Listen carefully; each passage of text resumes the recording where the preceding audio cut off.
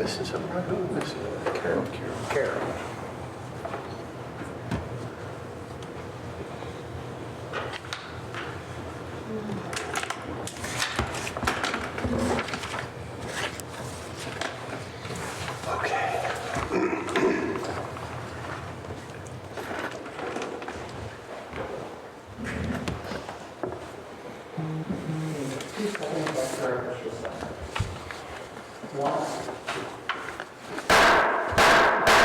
Good evening. It is 6 o'clock and I would like to call to order the Montgomery Economic Development Corporation's November 15th meeting. We do have a quorum. We are just missing Ms. Langley. Richard, do we have any public comments?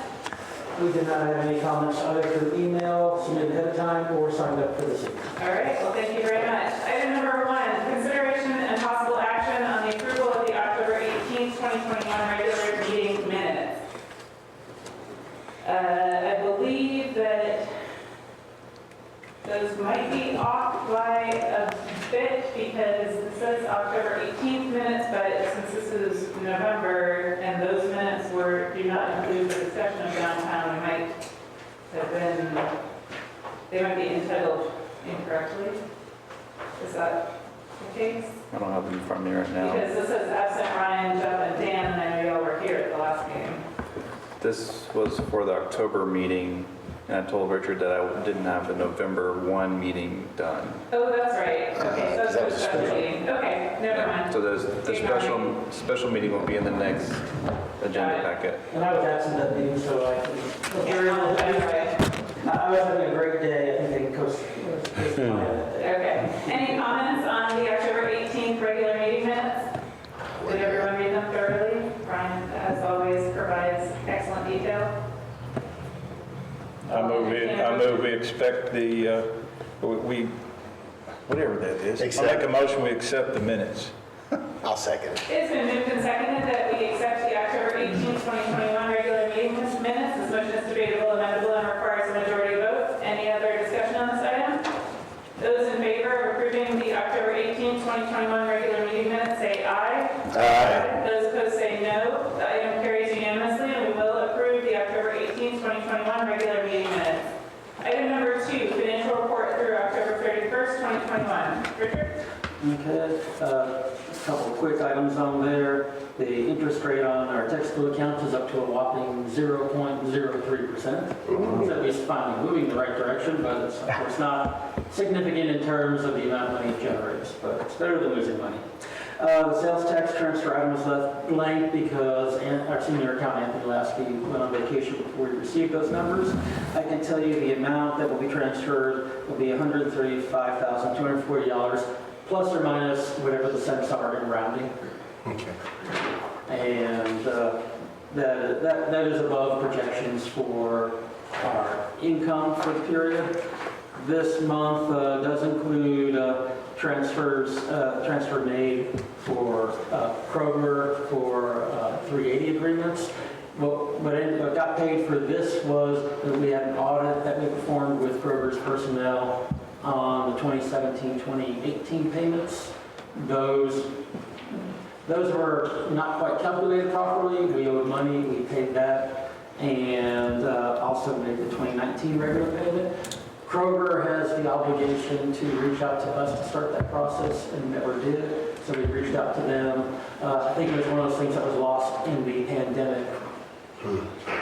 Potentially with everyone, or they just forgot. What was the difference between what we had paid them and what we owed them? Sorry, is that included in was that separated out?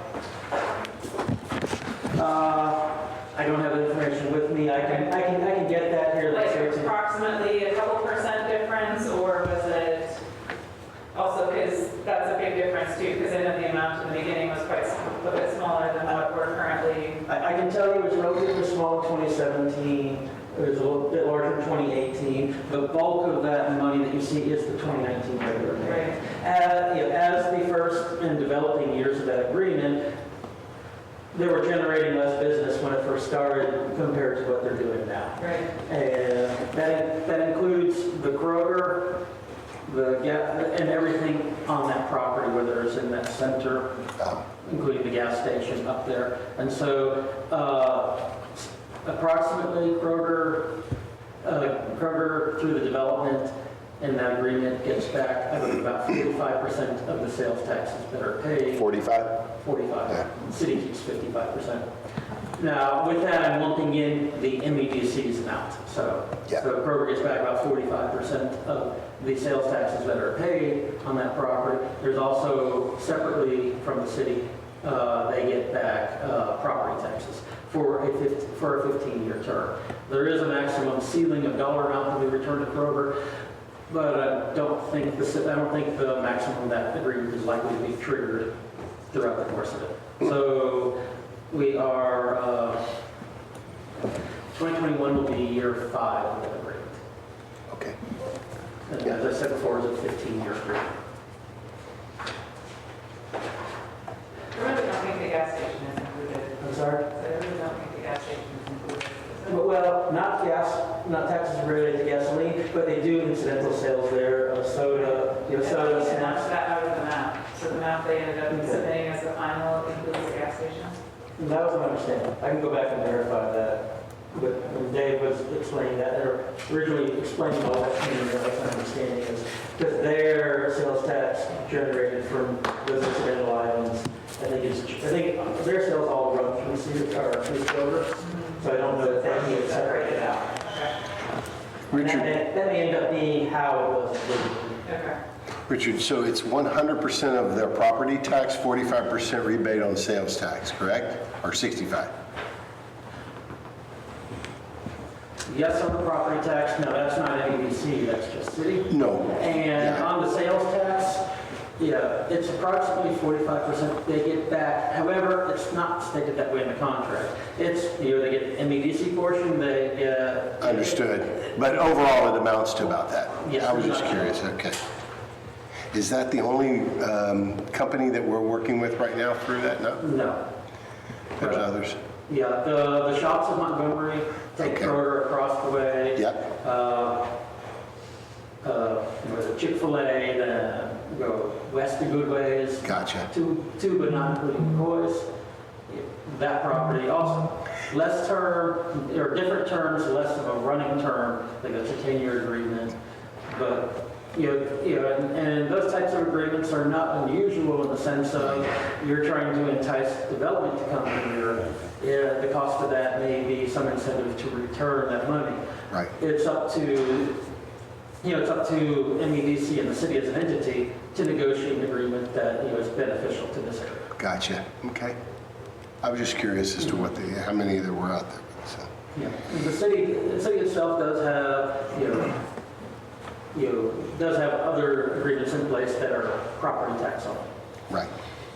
And so those are examples of a number of tools that are out there to work with encouraging development. Good. Good to know.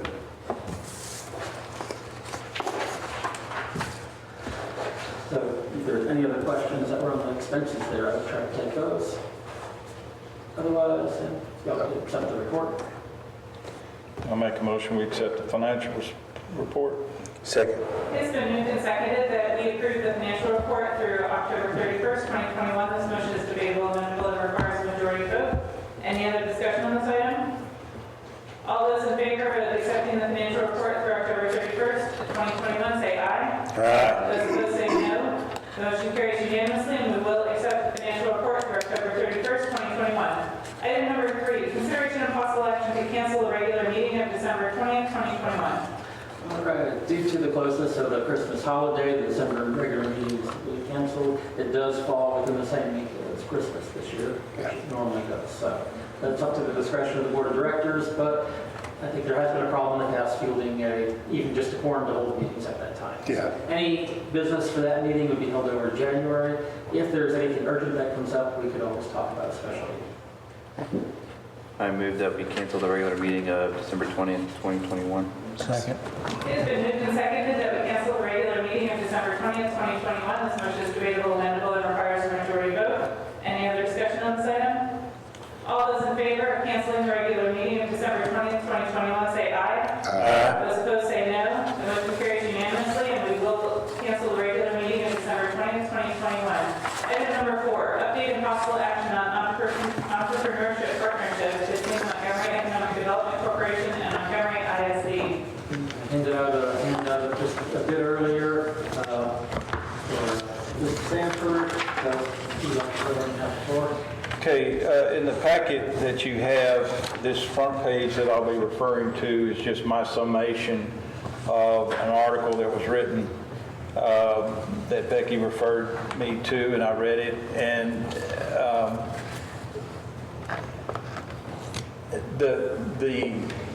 the information I got from the article was so closely aligned with what the school district is either mandated or directed or encouraged to move toward in fulfillment with state mandates that say schools need to get busy at getting school-to-work initiatives in place. What we need to understand is these are long-term goals, no doubt, but schools are being held accountable for taking the steps now, and will be rewarded for doing that. And of course, we know our school is seriously wanting to put a vocational trades building in place. So I ran off a couple of framework matrices there that reinforce what many of us at the initial meeting, we had an initial meeting with business people, entrepreneurs, parents, city officials. Jeff and I were at that meeting. That's a little over a month ago initially to get things going. And it was very clear that the feelings of the group was that this was a good idea. This was a necessary idea to get a shifting going on in schools at getting our kids and young people ready to go into the marketplace, in large part to diminish the debt problem nationally and personally that comes in, that we've all been a part of one way or another. And so you can peruse some of those data entries there and just know that this is what every school is being given as best practices. So empirical data, data-driven decision-making, and everything is behind this. There's a back page here, short paragraph, and I just ran that all so that you can kind of see where I got all the information with the CTE, shifting the skills, the whole mindset of shifting the skills of not only parents, but also students who really don't have a clue. How do I get there? And that's our task as adults to help them get there. And so the whole idea of the city is for us as city officials to be able to make ties to businesses. And Jeff and I were talking just earlier today that it's, for example, I have a meeting Thursday with 2 civic organization leaders. I'll give them the vision of what we're trying to accomplish. It's about making partnerships. It's about creating a business partnership of some kind that puts some of our people who have been there and done that in terms of starting a business, growing a business, entrepreneurial skills in general, in addition to skills, trades, practices. And so if I could just characterize it as a whole, it's doing what we know to be right, which is to cultivate our own workforce. And it is very telling how you go to the new steakhouse owner and just about in tears about having a vision for doing something and no workforce to do it. And we could argue whether it's $15 an hour or not, but it is what it is. It's hard to find. We used to say it's hard to find good help. It's hard to find help now. But still, in that mode of good help has shifted to a highly technical skill force.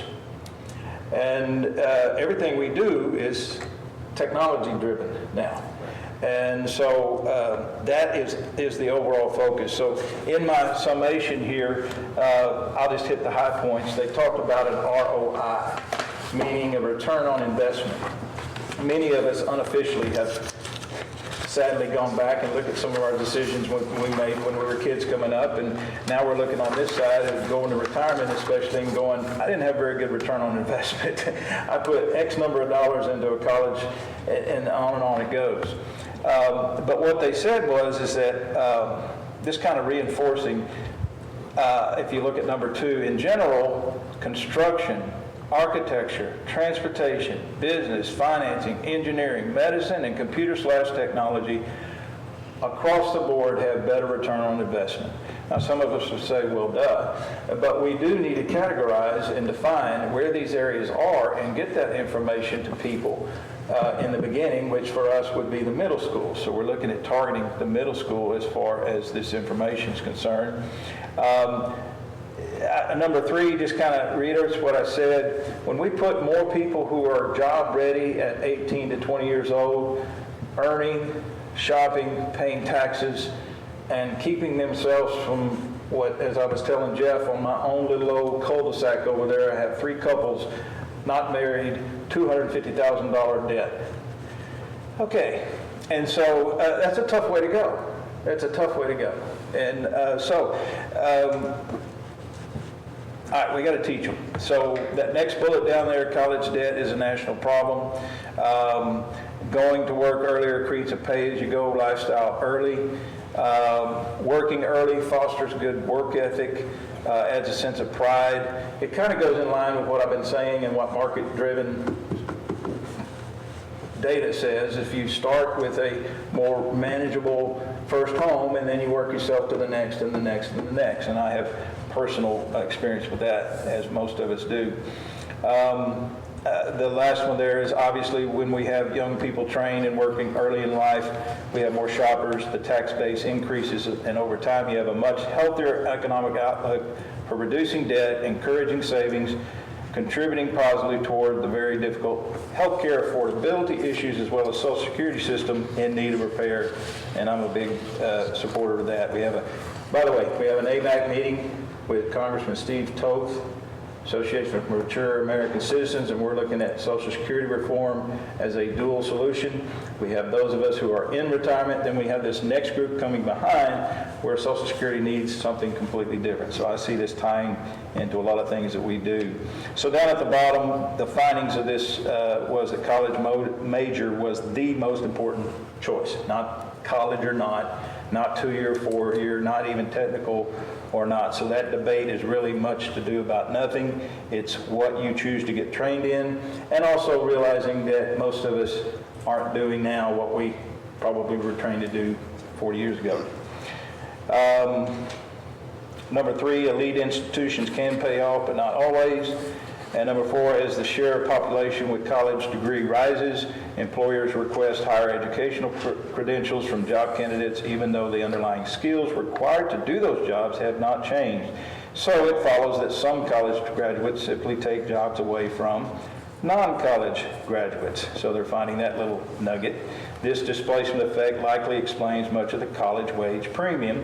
While college graduates benefit, the economy does not grow overall. So in a nutshell, doing the same things over, producing different results is the definition of insanity. We ought to really look, seriously at contributing to this cause of getting kids ready to go to work as soon as possible. So, relationships with civic clubs, partnerships, Jeff and I are working on that type. Jeff has a lot of connections in the business world. I want to keep that liaison with the school district. I have a meeting with Chris at the school, hopefully sometime at the end of this week. Civic meetings, business, entrepreneurial support system of some kind.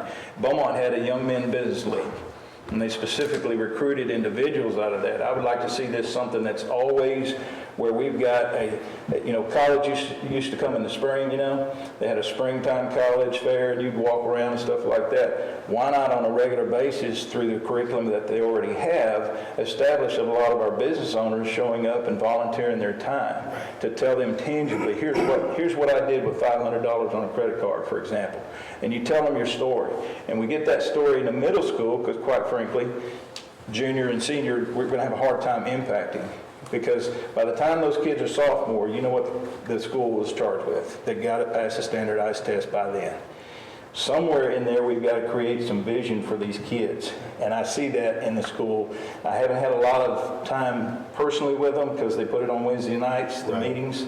And so I have ministerial things to do. So anyway, I'll continue to make those communications there.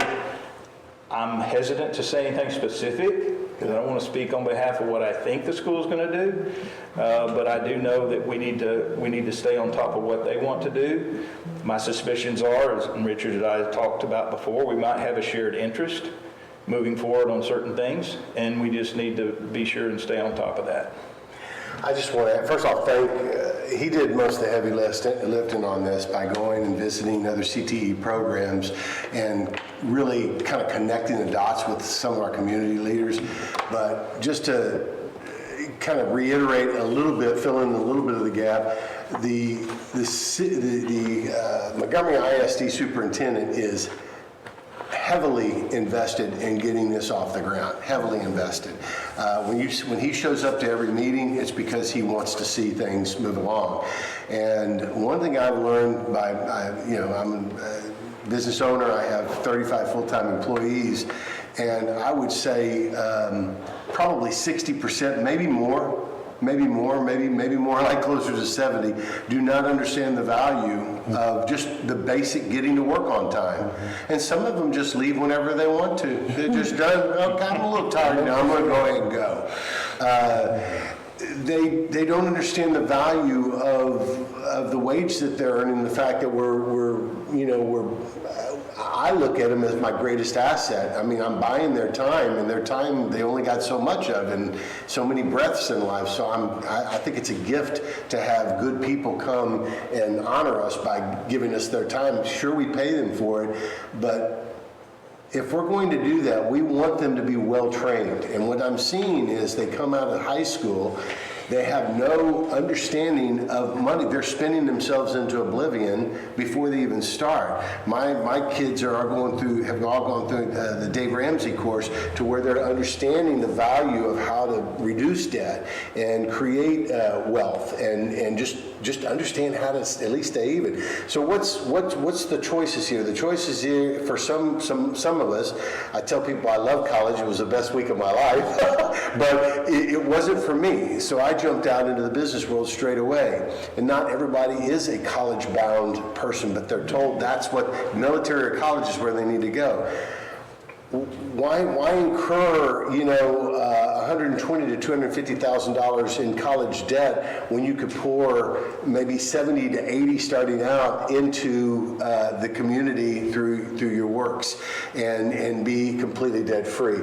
So our goal as entrepreneurs and business leaders and civic leaders is to try to grow that section of individuals who want to become experiential learners, and to donate, volunteer, give our time so that they can build their treasure and be supporters of our community through church, through just through their taxes and tithes, and become somebody that's a responsible citizen, and maybe sit up in these positions at some point, helping others grow the next. So I don't want to go on the soapbox forever, but thank you, Byron, for putting this all together, and the community is deeply invested in seeing it go forward. This is going to be a huge thing, I think.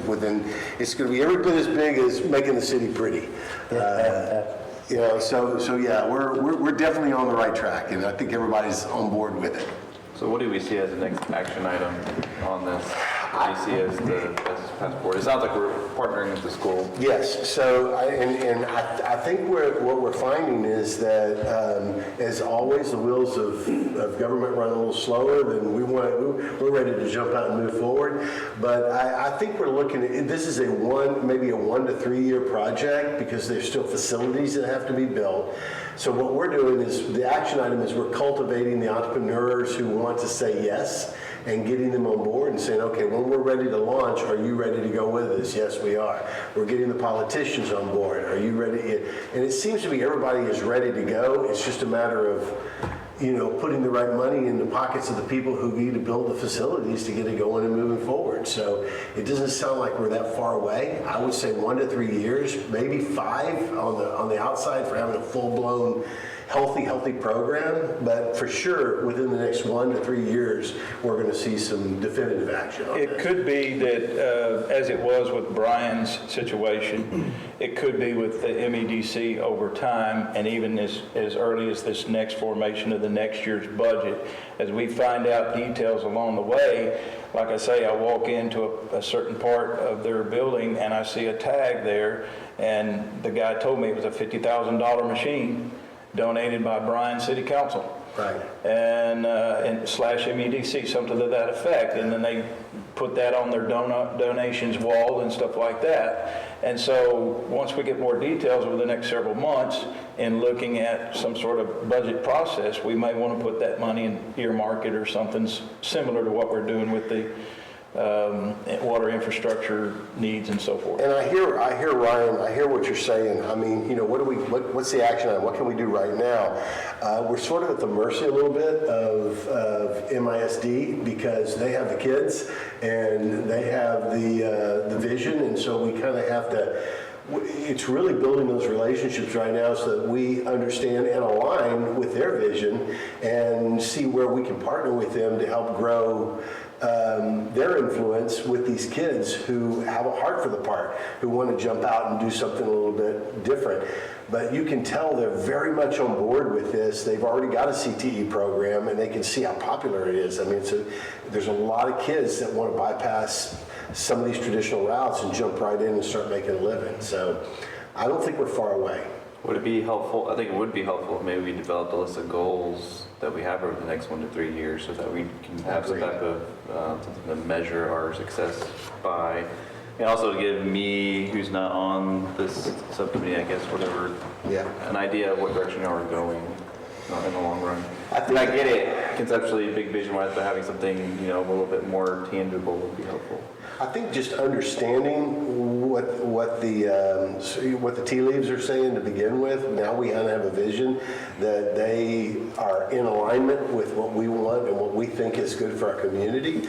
That was number one. We got that. Everybody seems to think they're like-minded, so that's a good start. But you're right. Anything worth doing is worth measuring. So we definitely need to have some definitive goals. And of course, Byron and I can work on that. He's out there every week trying to create these relationships that we know going forward. But I think the first step is just getting everybody to buy in, and that part is done. It's just a matter of now funding and fine tuning. And I think we can start small. We don't have to start big. We can build a ghost kitchen, have culinary come in, and little things like that. There's business and community leaders already ready to rock and roll. So it's just a matter of who wants to participate and how can we start participating and how can MEDC support that. I think it's for the board to decide. And I wonder if this thing that we're doing, would it focus on the industries that are specific to our city, which I see as potentially just tourism and service industry, I guess, is kind of where our focus would be, or? Yeah. It's the low-hanging fruit, I mean, it's where we already have people in place that could easily, divert a little time and energy to growing, the younger generation. It's getting to the seventh, like Byron was saying, the 7th and 8th graders. Those are by the time they get to be sophomores, they've already made a choice. They're going to college, they're going to gap year programs, they're going to the military, or they're just going to the workforce. The ones that go in the workforce have no clue as to really what that means to them, Am I going to work a minimum wage job, or am I going to try to become a welder somewhere? I don't have any skill set. So it's a catch-22. A lot of people don't want to hire people who have no experience, and yet how do you get experience if you don't start somewhere? Yeah. So I think the thing is to at least introduce them at an early age to what they might want to be when they grow up, because I think it's great. Yeah, so that's our beginning. So how would this program be funded? Would you look at grants or sponsorship from companies? It's going to be a combination, depending on, some is going to be equipment based because you got to have facilities to be able to teach and train. The other will be corporate sponsorships, partnerships with respect to people donating time, treasure, and equipment as well. But it depends on what field you're talking talking about. You know, we've already started putting our equipment, as we're growing as a restaurant, we're putting our other equipment away in warehouses to be used for the secondary kitchen one day, so that we know, you know, we have tools to train on. They don't get thrown away, they just get put in storage until the day comes. But it's just a matter really of getting other people to engage, and that's where this gentleman right here has been extraordinarily instrumental, because he's got the time. You know, I'm running 4 businesses, and he's out there beating the streets, getting people lined up and ready to go. So, Well, if you've got everybody who appears to be on board, I mean, I guess the first thing you do is I agree with Ryan, we need to get some timelines or get some goals established, get some timelines, I mean, and say, okay, this is the goal, we're going to hit this by this, we're going to need this dollar amount. I mean, let's just run it like a business. Right. I mean, you know, I think we can do something aside from, you know, maybe take the lead. You know, I say you don't have to be great to get started, just have to start to be great. I think we have the synergy, at least on this board and within the city and in the community, to do something before the school district, which, you know, their plans are long. And like Byron said, we can't really discuss. I mean, it's public knowledge what they want to do, but what we can do as a starter place. I mean, we're excited to do it, but we could use some extra input as far as, you know, you're a business owner. Yeah, I have a relationship with the Black Walnut Cafes as well. So yeah, They throw away a lot of equipment sometimes. That's good. Yeah. I mean, we don't know what to do with it. We're not going to resell it. We're not going to put it on Facebook. I mean, we just put it in a garage. But why not put it in a ghost kitchen and let young wannabes, whether it's culinary or, I mean, it doesn't matter. You want to serve, you want to be. For me, that's the industry I'm in. But anything to do with hospitality, like Ryan said, service, any kind of service industry, it's all related. It's about sharing. do the school districts have facilities, have buildings to put this stuff in? No, that's part of the issue. That's where we're running into the roadblock right now. They want them. But they need funding to pull it together. Right. But when they do it, there's a little more oversight. There's legislature at the state level that has to get involved. It doesn't mean we can't start somewhere to get something going. And we're both kind of in the spot now where we're like, everybody wants to do it. Now where do we go? Right. When we about the only thing that was not a consensus was there were some people who thought that there shouldn't be one facility but 2. Which I can already see that being problematic logistics-wise, but also in a district that's still looking at a possible 3rd high school someday with the growth that they have. So why would you want to have a 3rd facility and run buses here and there and all that? I can see the scheduling nightmare going now. I think it needs to be one place, but it needs to be a massive place. And if they get the vision of the CTE technology person, that's going to be a pretty massive offering of 10 to 12 courses on what typically is 3 to 4. And so they have a big vision there. They need a large building and large funds to do it, and a place that's logical to put it. And all that stuff is still up in the air or secret. Yeah. So we don't even have that to go off. Now with the old school, it have a full functioning working kitchen. The old admin, is admin building now? Yes. Well, do they have a full functioning kitchen yet? They do. Yeah, you can start there like a satellite and kind of grade until you get another facility. So if the school is willing to partake in it, they got a kitchen. So right. I'm sure maybe some stuff needs to be done. Well, there's a lot of things that have to be worked out in terms of who gets in, who doesn't. What's the curriculum? Who's teaching it? There's a lot of what ifs right now that we don't have answers to, and whether or not they would even allow us to use that facility. This concept's already being used a lot already. Jim McInvale's doing it on the private side. Yeah, I just noticed that. He's teaching these kids this thing, but the bottom line is you work for him for 4 hours every day. That's right. I mean, he's getting labor out of this thing. Exactly. They're getting a skill out of it. So it's not a new thing. It's just selling it to a new area.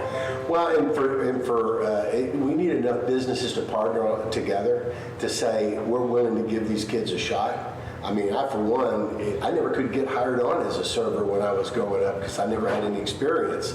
So now I got lots of experience, but I see kids that come in with the same thing. They're like, I've never done this before. well, I'm going to teach you, we're going to grow you, we're going to show you. And for some people, it's a great thing, hospitality, it's in their blood, they love it. For others, it's a nightmare. So at least you find out what you don't want to do while you're trying to figure out what you do want to do. Well, and there's a lot of industrial growth coming around here also. It's not necessarily the hospitality. Exactly, yeah. I mean, homes are being built. You need contractors, people who can pour concrete. There's all kinds of other types of engineering jobs and things like that. Well, you guys is building a great infrastructure for this business, and right now, I would, you need capital to do anything. Yep. I would start soliciting companies from $10,000 up. That would be. I know that's easy said than done. That's why I'm looking at the civic, I'm taking the civic organization angle, who has contacts to a little more easterly venture towards Conroe, and find some organizations willing to come in and create these partnerships. Yeah. But like Byron said, it couldn't be more timely right now, because we're all, as business leaders, we're all stuck in the same spot. We cannot find labor. I mean, I'll have 20 people apply for a job and one may show up. We've got to the point where we just call them and coddle them and talk to them and get them interested. It's like you got to sell them on the job. Just did that. It's crazy. I've never seen anything like, but by this, I've been a business owner for 40 years. I've never seen the labor market like this in my 40 years. So if you can't change your circumstances, we have to change our perspective. And our perspective has got to change to where we're doing things a completely different way, and that means we may have to grow our own Cabbage Patch Kids. We need our kids that we can grow and create and create influencers. And if we're pouring into them, I guarantee you they'll pour into our community once we grow them. Absolutely. So I don't know what the next step is, Ryan. I mean, I'm all ears for the detail guys that want to put the goals together. We need a playbook, because we're kind of at the mercy of funding at this point. You can't start a restaurant until you have a menu. Right.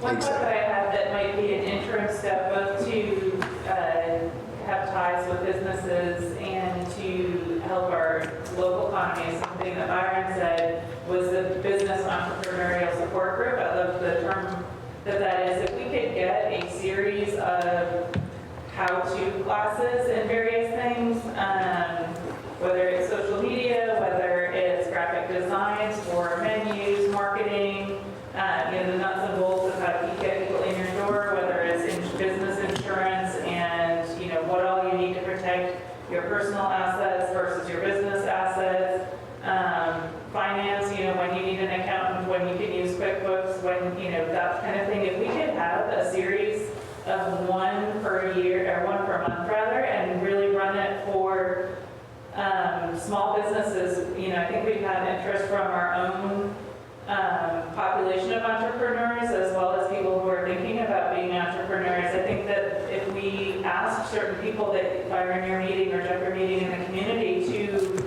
lead these discussions, that might have lead to a deeper relationship with them or their corporation, which would hopefully lead to more successful funding or requests later.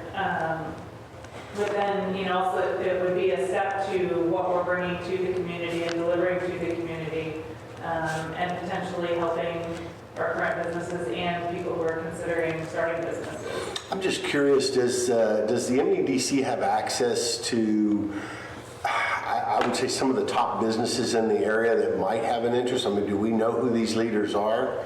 Are they just phantom corporations? Or I know we all have different names that we use that may not be our DBA. But is there a contact list that we could start reaching out, and at least find out what their core competencies might be, and maybe just host a roundtable to get things kicked off as a starting step?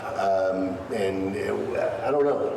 It's definitely going to need to be something that gets to the roundtable stage, that gets all the players to the table, so to speak. Yeah. And then I envision something that comes out of that says, let's go ahead and get started, for example, with the 10th, 11th, 12th group and grooming them for the things that are pertinent for them faced out there, while we come in behind with more of the jobs and the skill sets and the things of the future to get them thinking of what track do I want to go into, because that's one of the things the curriculum people are going to know as soon as possible. What track do you want to go into? So we're shifting from the old college track or not college track, which was very skewed in a ridiculous fashion, to now saying, okay, everybody needs to have one of these 4 or 5 or 6 tracks that put you in a vocation ASAP type thing. So that's where they're schooling the people on the lower end to come into these tracks. So these tracks are being built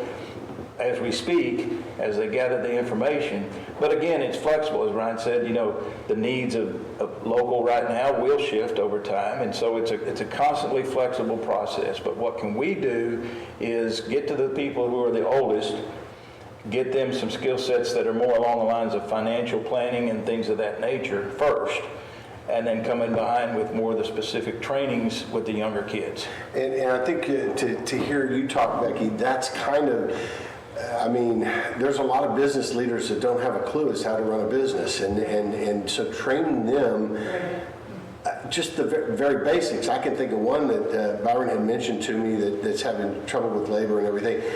They're brand new. They don't know what they don't know. And I remember clearly when I never started a restaurant in my life. I never even worked in one.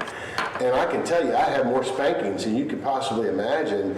But I had a lot of people that came alongside me along the way and said, think about doing it this way, or thinking about doing it that way. And if you're thinking about what companies to approach, I mean, you know, don't keep it to just Montgomery, because, you know, if you look at, you know, our sales tax numbers and where the people, you know, all the demographic stuff we've looked at, people don't necessarily live and work here. They work here a little bit, but in Conroe and the Woodlands. So, you know, look at the list of the Chamber of Commerce members here in Conroe and the Woodlands, and, you know, have a list of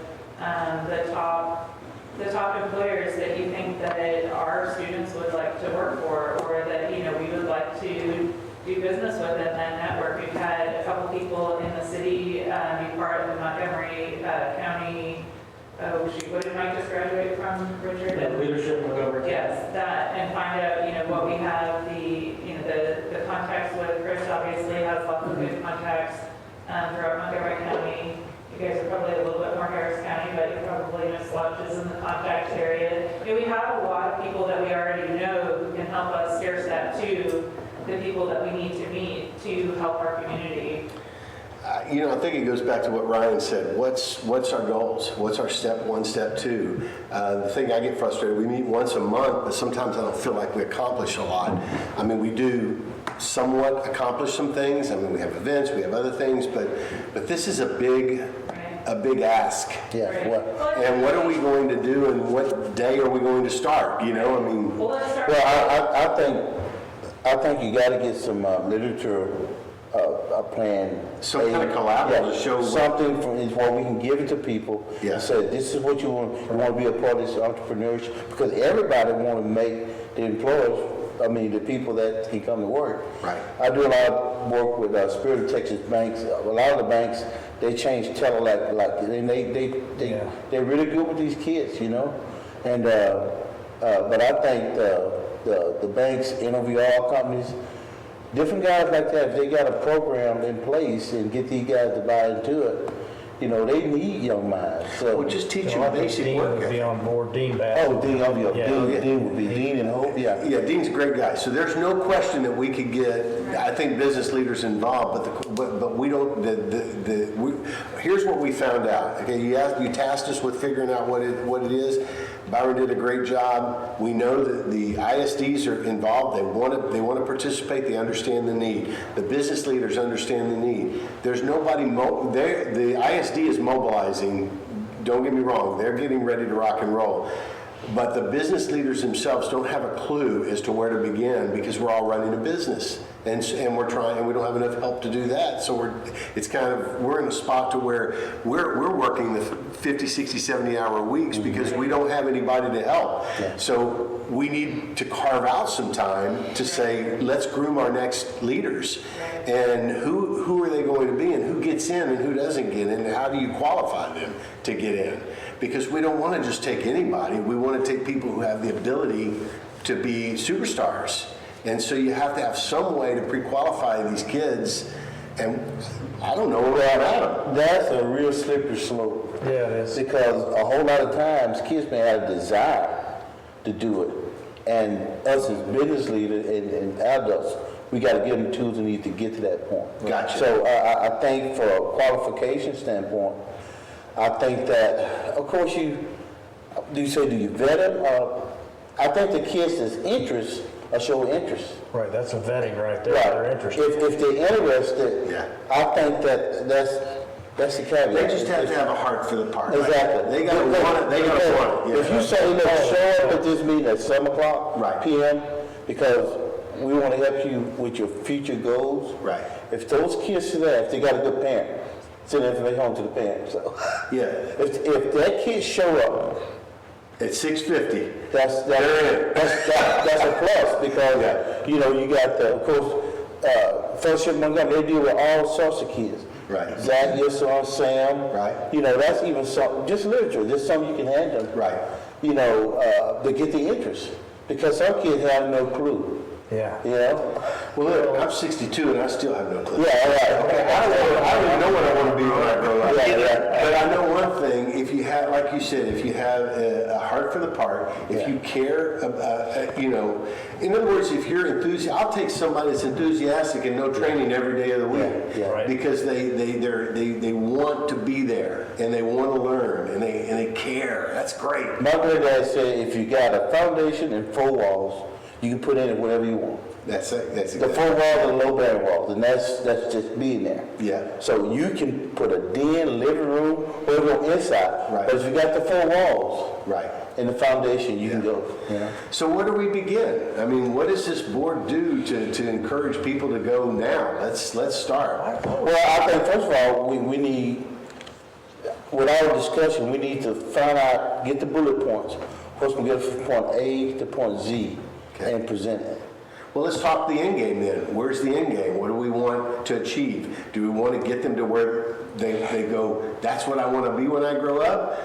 I mean, do we want to introduce them to a variety of what you Well, I think a whole lot of companies would be open for tours and taking them in and seeing and showing, being hands-on. Restaurants, banks. It sounds like we just need to rewind and go back to the 60s and early 70s, what they were teaching in the schools. I mean, because when we came up, we had shop. That's right, yeah. I mean, and it was Metal great. shop, wood shop. I'm not a Yeah. mechanic or anything like that, but I mean, at least I know how to tinker on stuff. That's part of the whole thing, because you still got, you got this initiative, you got the superintendent worked for an entire year to get buy-in, all right?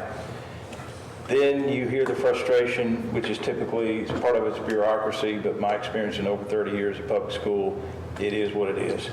Back in the 80s, I was like, blow it up and start over. Okay, so that caused me to want to be an administrator, make a difference, blah, blah, blah. You talk about parents and having parents and all this. Parents still not 100% sold. Then you've got to get campus level buy-in. Then the campus level buy-in that starts with the principal goes through these counselors that are creatures of habit, believe me. And so this is a process this is growing pains of the school that we can expect. In the meantime, if I can just get to a school official, which is difficult because they are running around like chickens with their head cut off right now, dealing with COVID and other types of issues and not have enough teachers. So that brings me to the one speculation that I have. Great schools, I've been a principal, how hard is it to get anybody to come to my school and teach when they can go out in the real world and make serious money? And that goes for your APs and every other position, right? You're a nonprofit, you make a nonprofit price. We've got to create some people, whether it be volunteer or otherwise, who are ready to come in as staff. So I subbed last year, just as an example, and I'm in there, and it's a criminal justice deal. Well, they hadn't been able to, it was Lake Creek. They hadn't had a teacher at that point in 4 months. This was month number 7. And they just sat and they watched, I'm not saying anything, anyway, CSI and stuff like that. So, well, I've been there and done that. You can't get these people in. Easier said than done is what I'm saying, okay? So it could be that this business partnership is majoring in creating a teaching force of some kind that the school can pull from. Because typically, especially the smaller schools struggle with this. You got to pipe it in, whether it's college course or whatever else. And you have to pipe a lot of stuff in. I couldn't find a foreign language teacher for nothing. And you want to try to grow your curriculum and stuff like that, so they're already hurting for all the central teachers. Then you put them out there in the shop and the other, and you got people that need to do business. So how do you pull the business owners in to say, listen, I think maybe we have a solution for you. Would you be interested? And then we sell the idea saying, guys and gals, let's create your own workforce. Get them excited about getting some teaching available. This is an animal, y'all. This ain't no quick fix, and this will be a process. But I've got to be able to see, what is the school thinking? What do they need from us? Well, we've already got, like you said, Mattress Mac, we've already got a template. I mean, Yeah. Somebody's already doing Well, it. there's other schools that are doing, there's a lot of homeschools that even. Well, I was going to mention the homeschool community. A lot of I'm a homeschool dad. You've got other. I know there's other business leaders that are homeschoolers that are, they're used to their wives going out and training and teaching and working in co-ops. You've got everything. You've got tennis pros. You've got you want to grow up and be a tennis pro one day. You got graphics, web design. Culinary, mechanics. There's some that own Christian Brothers, mechanics. There's all kinds of different trades out there, welding shops and stuff like that, and they're all homeschool moms and dads who have skill sets and are willing to teach. But how do you bridge that gap between, traditional education facilities and the homeschool community? You may have to do some of the mentoring actually in that shop, and have these successful business people say, I'm willing to take five Right. kids, bring them. Let's do some hands-on, and then we can go back and get the theory later. Let's get some hands-on applied science. So how is Mattress Mac doing it? That's what I'm wondering. I mean, we don't have to reinvent the wheel. Somebody's already cracked the code here. Is he going out and getting high school students, or are they coming to him and applying outside of the school ISD? No idea. So maybe that's a good spot. I don't know, Ryan, what do you think? Yeah, I think we just need to figure out other entities who do something like this and see, looking at, starting a business, how do other people, what their business models look like, and what's what we need to do here to copy and paste and modify for what we want. I don't know what's out there, so. Yeah. But it might be worth just doing the research, seeing what works for other people, what do other cities or EDCs do. In this case, is it more of a co-op thing, or is it, maybe you do feelers. Maybe you go out to the different businesses around here and say, are they willing to do a co-op type thing? Maybe it's something the EDC can support, or does it need to be more of a central training facility? I don't know.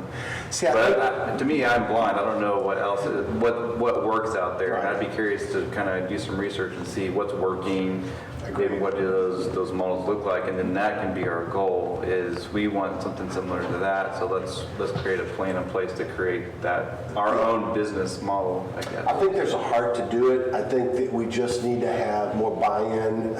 Nobody knows about it. So we've got to advertise it, get the word out, and like you said, if it comes from MEDC, it'll have a lot more impact. If it comes from Joe Blow business owner walking out there and go, hey guys, you want to participate in something? They're going to be like, I'm a little busy. But if the city invites them to the party, and we have a nice little round table where we can get buy-in and understanding from people, like-minded individuals who all have the same problem, I think we probably can get in with, like Ryan said, a model that we know is already functioning and working. We probably have a good chance of having some success at getting their buy-in 100%. Jeff, I think if you had a lot of discussion here with this tonight. Yeah, I think as you and Byron look at this a little more and work with MISD, take some of this. If the two of you want to get together here at some point between this meeting and the next meeting with me, try to help focus this a bit more to bring back to the MEDC, I'm happy to do that. Yeah, it's just so big right now. It's bigger than us because we don't know where all the. Right. I mean, just in the things that this board's discussed, it's not really one thing. There's probably, at least 3 distinct things that I can pull out of here. And I think some of that's probably better led by MISD, but with our involvement. But I see room for some of it to be better led by MEDC. In conjunction with MISD. See, we're more fleet-footed than they are. They have government oversight and things that we maybe don't have as much of. I mean, I'm talking about like state-level government oversight that whereas we have one mission, and that's to grow businesses through our influence, and the ways that we can do that, I think, are a little bit more. We have a wider range of ways to go about it. And where your school districts have never had to make payroll. Exactly. There's a big difference. That's true. Government money, you've never made a payroll. Yeah. You're never worried about it. Well, we're invested. I agree with that. We've heard about the payroll many times. But we'll stay within your budget. Yeah. If someone's allowed. All right, so Rich, I understand. I mean, we can't do this all night, but the more we got into it, the more we realized how big this issue really is. But it's not insurmountable. It just needs more definition. And I don't know if we're capable by ourselves of creating that. Yeah, I was going to suggest one, if we can find a good model, we can just copy and paste. Yeah. Or maybe we need to ask for outside help somehow. And I don't know if there are professional consulting services that can help us plan something like this or not. I'll check into that. I've made some good Because I know notes here. we're all busy, and it seems like it's much bigger than any one of us could probably handle on our volunteer free time. Or just Exactly. recognize that there are parts that are beyond our budget, beyond our time capabilities, and instead do what it is that we can do, but do it well. Maybe we're limited to just going to MID. Whether it's roundtable meetings with businesses to, keep them aware of what's going on at MISD so that, they work up to a plan and we get concrete commitments from them as a business entity so that it's not Joe Businessman, or, the student tours that were mentioned, or the entrepreneur classes, things that we can do to keep this motoring along until MISD does a big bond issue. They make a big campus, they have all these big machines and classes and students that they vetted and run through so that they have a crop of eager and talented and qualified students that then we can, push through the pipeline and into these other community jobs and businesses that we found for them for mentors or for whatever. We can kind of grow the field for them. I think what you're saying is we're almost like a proof of concept for MISD. I'm not saying that they don't know that it doesn't already work, Right. but if we can just take the lead as a economic development corporation and show them this works, I think it'll be encouraging,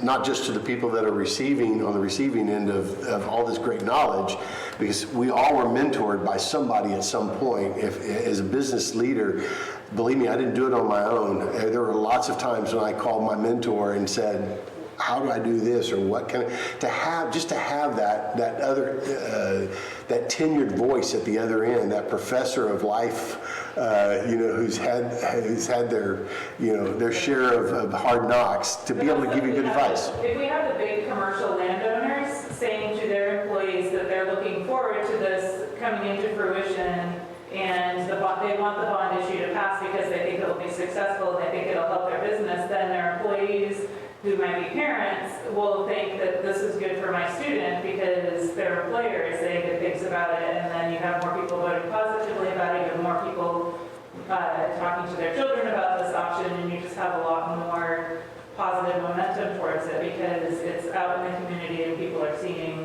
what it can bring to the employers and the jobs and the tax base. But what I think may really speed up the process, I think that we have to be limited.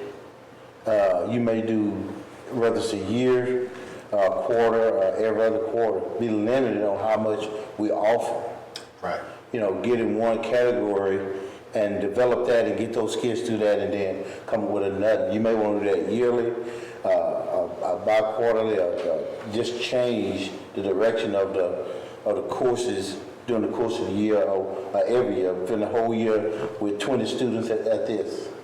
Then the following year we'll do this, I think people love, my wife teaches forensic studies in a co-op, homeschool co-op, and it is so engaging. Interactive experiences are so engaging to kids because they're looking at this device that gives them a new message every few seconds. Pop up, pop, pop, pop, pop, pop, pop, all kinds of, they're getting constant interactions. And when you're sitting there looking at a book, you're not getting constant interactions. They're used to seeing life from a different perspective, if you will. And so to be able to give them an interactive experience with business owners who are successful, they don't have to be, all they have to do is duplicate it. You don't have to be crazy creative. You just have to do what they do to start and then make it your own as you develop your knowledge about your core competencies in that particular field. But I think interactive experiences are going to go a long ways towards teaching these kids about what they want to be when they grow up. So anyway, we're definitely all in. We just need a little more direction as far as how do we get everybody else in so that we can grow their influence. All right, Richard. Sorry, it's a long one. I could have just shut up after Byron, but I know Where's the fun in that, right?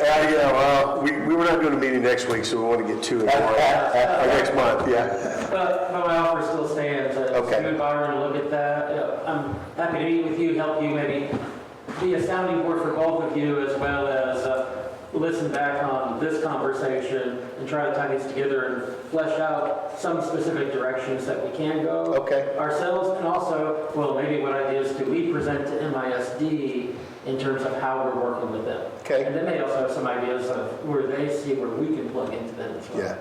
Well, I can tell you one thing, the word enthusiasm is not an understatement. Everybody wants the same thing. So where there's synergy, there's an opportunity. And I think we're heading in that direction. So that's all I got about it. And I think I sense that enthusiasm for everyone here in that conversation as well. Yeah. Well, with everyone's permission, then we'll move on without action from item number 4, because I think it's mostly administrative. The next step on item number 4. If you all agree? Yes. Okay. Yeah. Item number 5, consideration of possible action to amend the bylaws of the Montgomery Economic Development Corporation. As exciting as the last item was, this I believe will be dry, but I think a necessary item. I put in my discussion 3.02, it's actually 3.2 of the bylaws of the MEDC, don't properly describe the 2-year terms directors are serving, and the 2-year terms are set by statute. It describes 2-year terms, and it goes on to say, and I'll quote, "The terms of 4 directors shall begin in January 1 of each odd numbered year and expire on December 31 of the next following odd numbered year. The terms of 3 directors shall begin on January 1 of each even numbered year and shall expire on December 31 of the next following even numbered year." Those describe 3-year terms, and yet you have 2-year terms.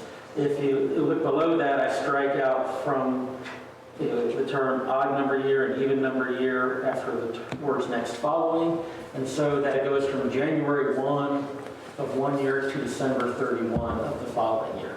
So those are 2-year terms. So that is the change I recommend that be made in the attached 2 pages later, page 2 of the bylaws, page 25 of your packet, is where it actually falls within the bylaws. So is it just 6 in one, half a dozen in the other, just a rewording of the way it's described? Not exactly, because essentially it says, for what it says now, if I use real years, for an odd number year, say use 2021, it says someone starts January 1st of 2021 and ends December 31st of 2023. So they serve all of 21, 22, and 23. Right. That's 3 years, Right. you have a 2-year term.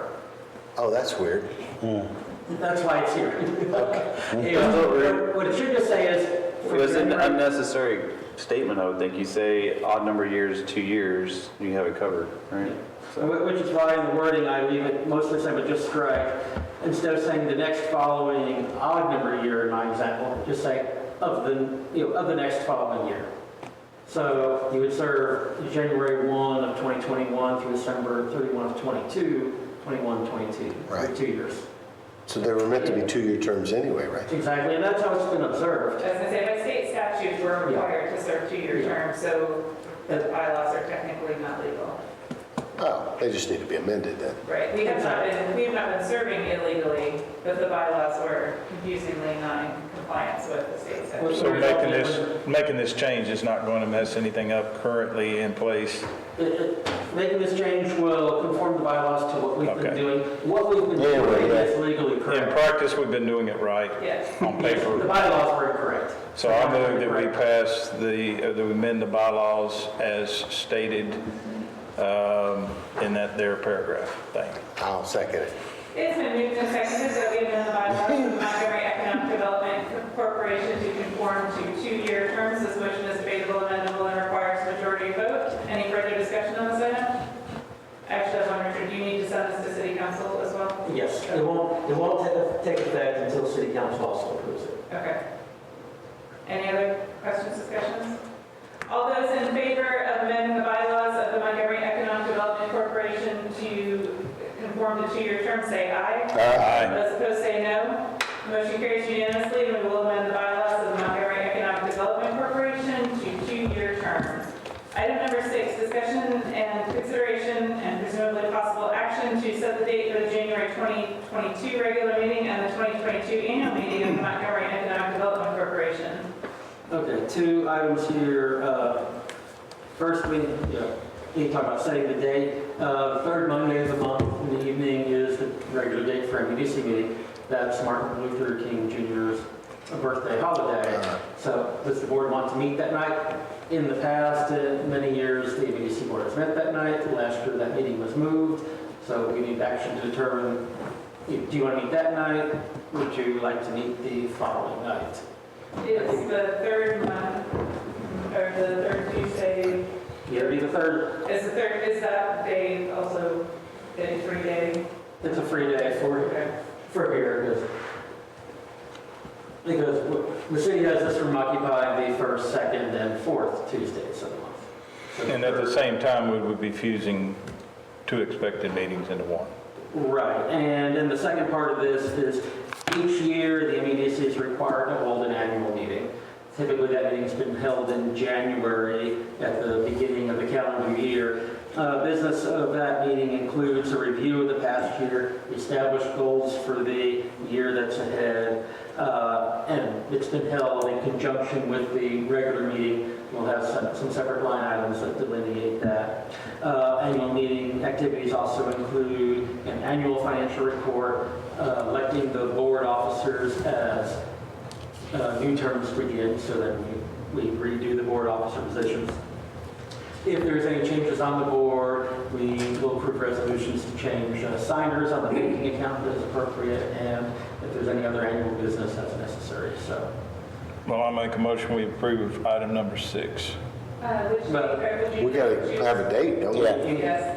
Oh, to move it to the Tuesday? I thought it was the the third. choice is either be Monday night, the 17th, or Tuesday night, the 18th. Oh, I see. And because Monday is the holiday, I'll be here when y'all want me here.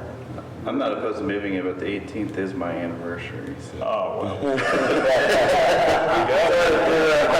I may not show up. That's gonna be important. He's got another important meeting already At scheduled. this point out, that's never worked for me. Why can't we just leave it on the day that it's scheduled for? Is that okay, or that works? I'm You good. okay? Let's just leave it on the day. I'm good either way, Yeah. but sometimes in the past, people have gone, oh, I didn't know we were meeting that night because it's a holiday, Yeah. after the fact. Who So- gets a holiday anymore? Yeah. I'll move that we move the date to the 17th, Well, yeah. 17th is the regular day. Yeah, well, then just leave it on the regular You day. need to set the date for the annual meeting. So we don't have to do anything then? No, you need to set the date of the annual meeting for the 17th. Okay. In conjunction with the regular meeting. I move that we set the regular meeting to January 17th, 2022, in conjunction with our annual meeting on the same date.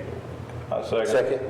It is moved and seconded that we set the date of the 2022 annual meeting for January 17th in conjunction with our regular meeting. This motion is debatable, amendable, and requires a majority vote. Any further discussion on this item? All those in favor of setting January 17th as the date of our 2022 annual meeting of the Montgomery Economic Development Corporation in conjunction with our regular meeting, say aye. Aye. Those opposed say no. The motion carries unanimously, and we will set January 17th as the date of the annual meeting of the Montgomery Economic Development Corporation in conjunction with our regular meeting. And that meeting is to be held at 101 Old Plantersville Road in Montgomery, Texas, just in case you were unaware. I'm impressed Jeff had 2022 down, correct? Yeah. Item calendar number 7, consideration of possible action regarding Houston Galveston Area Council and possible future grant opportunities. I'll start with, be happy to have input from Gunda back here, but I think more information about this than me.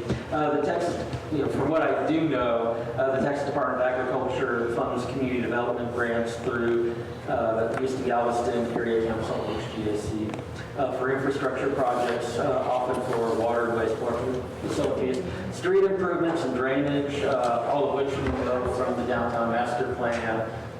Are items that will be work that needs to be done.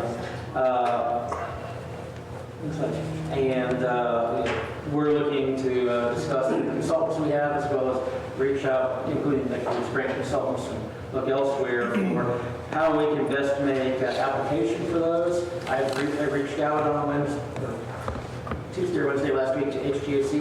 I've yet to communicate or coordinate on a phone call back with significant information, so I really don't know much more than this at the moment. I'm trying to explore that. I've also, there's an agenda item following that's similar, and I've reached out to the city's regular grant coordinator, and they're working on coordinating a meeting with me over the phone with the people who who are the ones who go out after those grants. How big is the Houston Galveston Area Council's footprint? It's slightly larger than what you typically think of as the Houston Galveston area in terms of, it's not just Galveston, We're in it. Fort Bend, Montgomery, it goes wider east to west. Montgomery County is in it, so. Right. But is it like mostly urban, half rural? It's all the counties around the Houston region, basically. It's 8 or 10 counties, Yeah. basically, Galveston. It's pretty, it's where your urban development is, but a lot of the outer edges of all of those, like Montgomery, they go through the suburban into the rural areas. And is it the Texas Department of Agriculture that funds it, or is it the U.S. Department of Agriculture? Is that where they get all their money? HGAC gets their money from multiple locations. Oh, They okay. get it from TxDOT, CDBG, they'll get stuff from GLO. It's a wide variety of grants that they have opportunities to help you with. It's not just those programs, and it's whenever they get those fundings that can help you depending on what type of grant you're wanting to move forward with. So it's not necessarily their pot of money, it's somebody else's that they are like a grant writer for, or? They're what's the word I'm looking for? They're essentially the grant administrator Okay. for the different types of grants. It's not technically their money, it's money that they're given to either by the state or the federal government, depending on the program. Okay. So how do cities rank within that? Or is there like a beauty contest that you can join? Or what are the politics of this organization? It depends on the type of grant you're going after. If it's a transportation grant, they have a transportation subcommittee that meets to develop the long-range plans. Certain transportation programs, projects have to be on that plan to get funded. And then depending, they have different breakdowns for those transportation grants that get put out. So it just depends. There's no technical beauty contest. Sometimes you don't even have to be within the HGAC region. County of Wharton just joined, which isn't contiguous. It's not contiguous to the original 8 counties. It was Harrison, also Island counties was the original COG, Council of Government, which is HGAC. Wharton has now joined that. Now, Washington County and Brenham, they've actually gotten some fundings from HGAC, even though they're in what's MEDC, Valley Council of Governments. So there's different opportunities depending on how they present them at the time. City of Tomball got a 25,000? 28 million. Well, they got the 28 million for the capital projects for 2920 Main Street reconstruction and streetscape improvements. They also got, I think, 50,000 in the past for the downtown restrooms. City of Brenham, I believe, got some funding for some walking trails to connect the park system to the downtown area. So it just depends on what they're putting out at the time and what funding is being allocated and what discretion, what fund it's coming from. Especially with all the different categories, because I looked on their website and I saw the transportation group, I saw that they have a board meeting actually tomorrow. It's like the third Tuesday of every month type thing. In your experience, is, politics being what it is, but representation on a regular basis, do you find that the cities that really concentrate on that get access to a lot of help in their cities, or is it just pretty much they try to spread the wealth, or what? They're pretty good about spreading the wealth. They do have their membership where they want members for the 50,000 population and smaller to be on their boards. They put those out. Not every city wants to do it. Some do. Tomball had general representation, I think, at one point, and they've gotten quite a few grants from HGAC. Obviously, there's other counties and jurisdictions outside the area that have gotten it, and they don't sit on their board. So just using Tomball as an example, does their city provide regular representation there? Is that what you're saying may have No, helped? I don't believe there's a regular person that goes to every meeting. Okay. I don't think they represent the 50. Do they have a representative on their staff, perhaps, that does this? This is just what they do. Yeah. Okay. Richard, have you ever gone to any of those meetings? I have not. I didn't know to look at doing that there. And there are a lot of subcommittee meetings. There's transportation, I think they have drainage. They used to have GIS for their data collection. Certainly participation in some of that stuff is encourage relationship building. The city of Tomball was a process, okay? TxDOT was doing a corridor study for access management. That came in through Tomball, okay, which triggered a little center study, which I think TxDOT got involved with. And some of the things that were identified through there, the city of Tomball started to implement. Okay, so when the call for projects came out, we coordinated with TxDOT, and they went, bing, bing, bing, bing. You guys put in for this, we got you back. And so we got a support letter out of TxDOT for the project on their facility. TxDOT looks for sponsors, and the local jurisdiction is the sponsor for the project. And when you have buy-in from the local jurisdictions, it goes much further than TxDOT saying, we want to put money towards this project, HGAC, will you help us fund it? It needs a sponsor to help get it that little boost, and local sponsors is the biggest way to do it. Well, I've talked to the staff before, and Richard, if this is, I've asked before if there's anything that the staff needed to go be a liaison to represent the city or whatever. I'm semi-retired. Whatever you need, I'd be happy to represent. To whatever extent, Richard, you would desire to ask me to do that, I would be happy to do that. I think it might be interesting. Are there things that we could learn about, how to set up some of our grants or just framing our discussions and things like that by watching how other projects come through that might enable us to just discuss things differently or prioritize things differently? I would say yes. That part of the networking, okay, you'll be engaging or have an opportunity to talk to some of those people at HGAC or TxDOT who are evaluating that stuff. Right. Okay? So yeah, you're going to get some insight on tips and tricks and what you should have prepared, what better positions you for those. Right. Like the TA grant application that Dave just did. Okay, it's kind of like doing It's one of those grant apps for parks and wildlife, okay? Nobody gets it the first time. It's your orientation on the new zoo. Okay? Right. But you'll learn those gotchas, and Right. a lot of these agencies get so many applications that, I mean, I've had submissions with TxDOT for our engineering stuff, okay? And people get eliminated because the font size is wrong. Right. That's the way it is in the school business. If you don't dot your i's and cross your t's, you're out. Yeah. Right, but then if Byron happens to be at a meeting where they talk about somebody's font size, and then he texts Dave and says, oh, make sure you're using a Cambridge font, 11.5. But if I misspell font, please forgive me. Then that might be, worth It is. And engaging. some of the organizations will do seminars on, this is how you prepare our grant. And that's also available through HVAC? I believe they've had some, but they don't get too in detail because otherwise they just get slammed with people wanting to know exactly how to win a grant. But there are people that will help you walk through the process. Kyle's got some great contacts between TxDOT. We started meeting with one of the contacts when I worked for the city of Tomball to get this 2920, and we were like, is it worth it? And they're like, yes, this is what we want you guys to do. And they're like, and that's what they're telling us now in regards to your projects, is yes, we want these improvements done.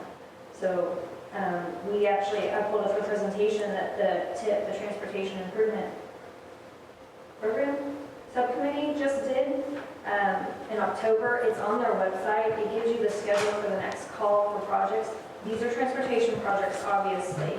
They're working on their criteria right now. So by April, they plan on putting out what's called Phase 1 pre-applications for the release for call. So they're going to a pre-application process to get you through it, and then usually they turn around and they help you get through the final application process. That's the new thing that's turned out lately with federal and state grants. You'd see it, you apply for hazard mitigation grants. They're starting to do pre-applications to see if the projects work, and then take you on to the next step to see if you can make it past.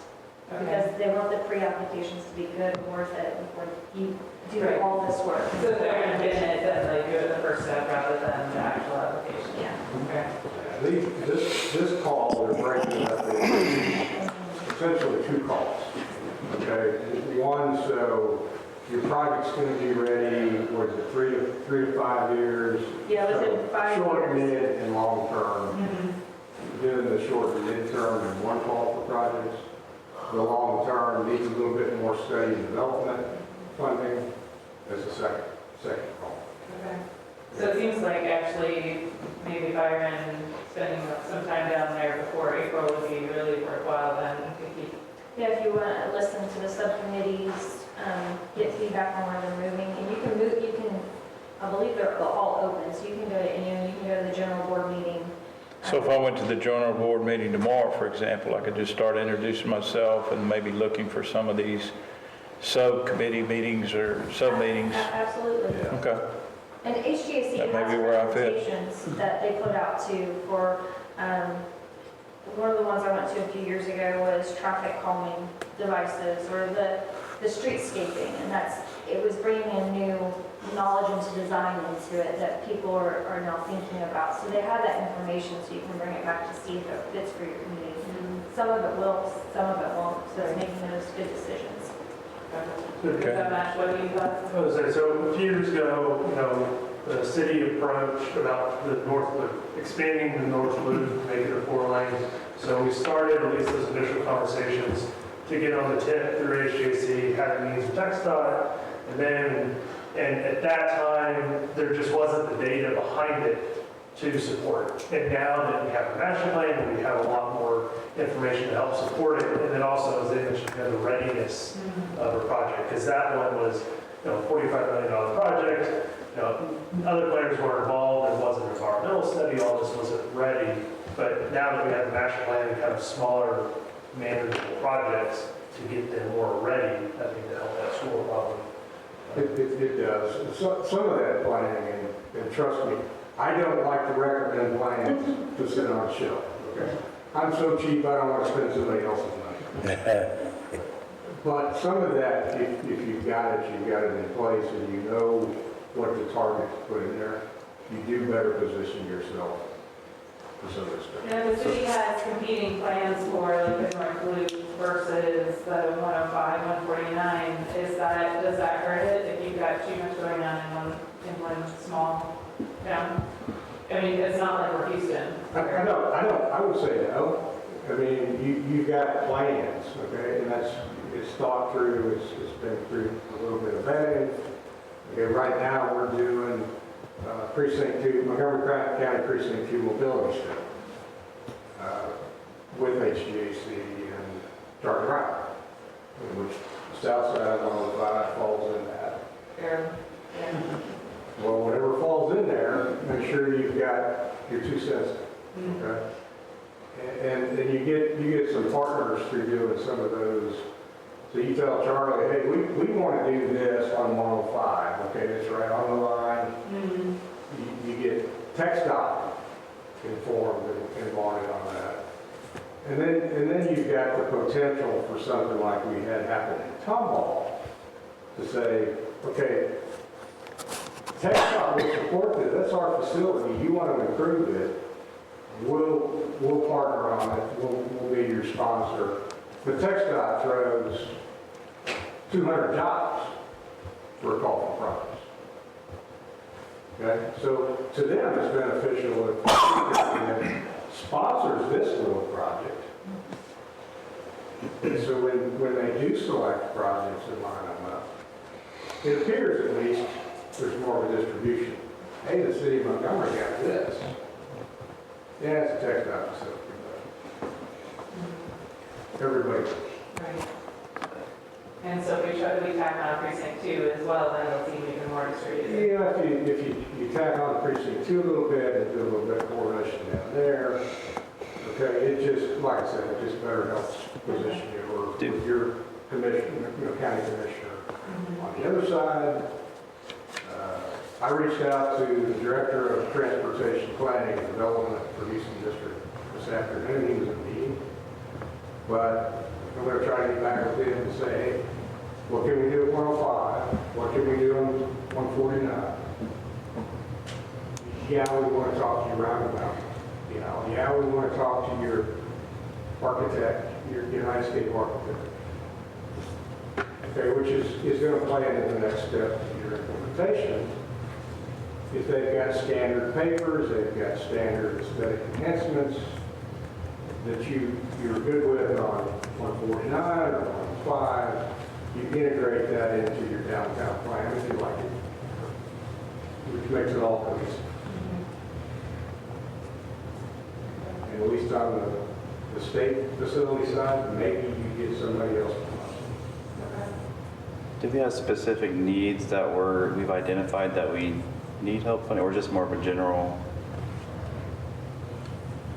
thing? Because all these grants, they need some type of plan in place, something tangible with costs and stuff like that, typically. That's really where the downtown master plan that's been approved, not just by this body now, city council also approved that at the recent city council meeting. So those give us specific target plans. We're talking, for instance, street work, drainage, water and sewer work all on McCown. Other areas, drainage throughout that area. You've got road improvements. You're going to have that. Well, if you have if you're trying to do, for instance, drainage improvements, and you're trying to get grant funding for it, you usually need to show some type of analysis that shows the benefit and cost and all that kind of thing.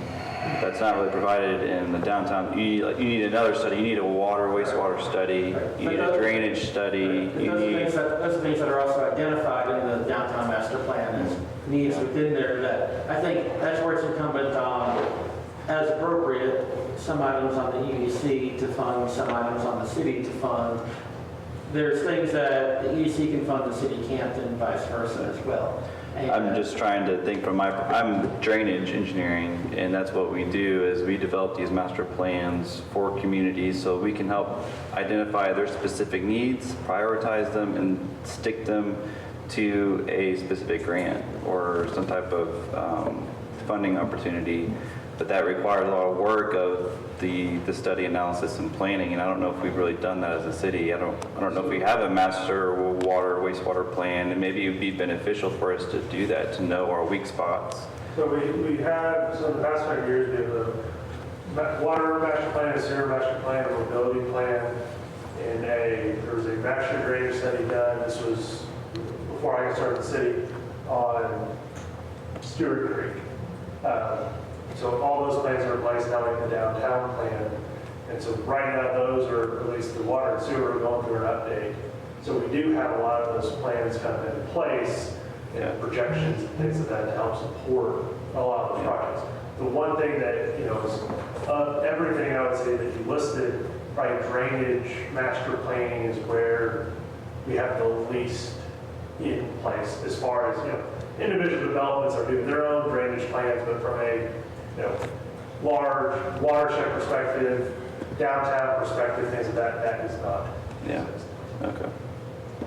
And you're asking if it's your beauty contest. Usually for drainage related stuff, the beauty contest is social vulnerability and low to moderate income. And so those are usually going to be focused on areas that are not able, that have low to moderate income. So I'm thinking particularly our efforts would be focused on the north end of the city.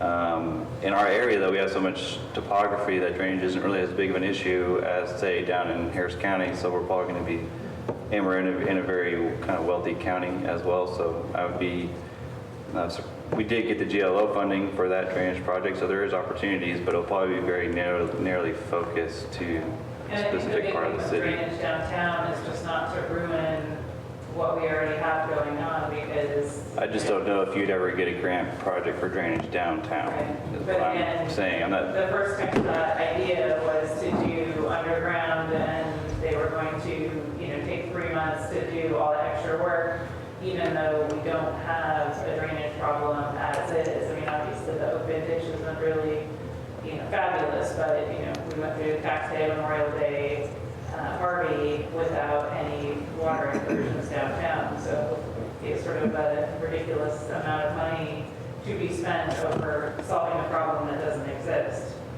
So I think that, I don't want to skip anywhere, but, you know, drainage at the high point of a hill is not the biggest concern that the city has. Sure.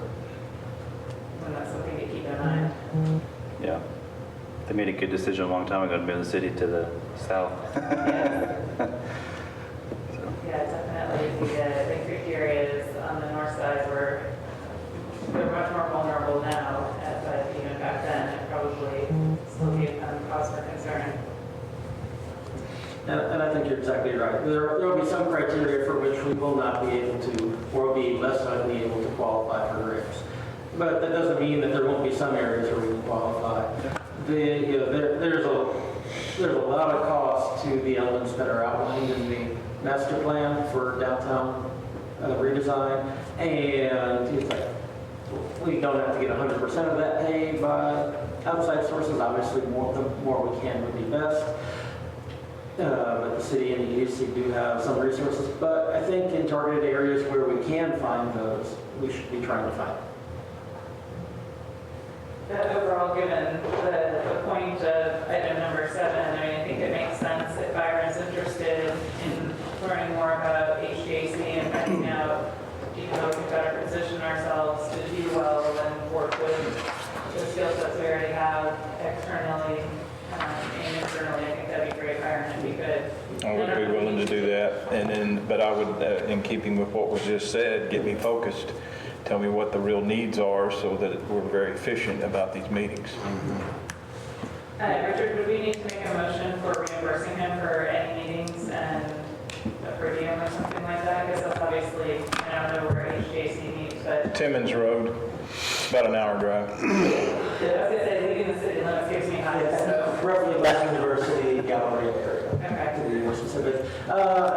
If you're on 610 like I was today, leave about 2 hours early. I think it would be good to have a motion to reimburse his expenses, because, you know, as a city councilman, you know, his expenses for the city are automatically reimbursable, but I'm not sure that's as clear for an EDC director right now. So that'd be clear that he's doing that on behalf of the EDC. For expense-wise, while there's obviously collateral benefit, and, you know, Byron, I'd be happy to have any discussions you need back and forth for some of those. And I'd also be happy to go to some of those in the future. My schedule tomorrow is booked for that period, so I can't do that one. But be happy to work with you about coordinating or even both going in some points in the future. Are you all comfortable with that? Yeah. reimbursement? Yeah. At standard IRS rates, like the city does. The intent is really more to get to know people and be there, so I think we need to incentivize and support that, his effort to drive down there. For sure. So lunch as well?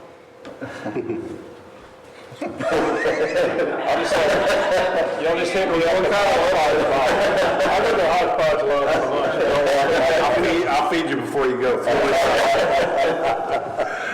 So should we make a motion then? Yes, please. Okay, I'll make a motion that any expenses that are encumbered as a result of looking for or building relationships with the Houston Area Council for future grant opportunities be reimbursed to Byron Sanford. Second.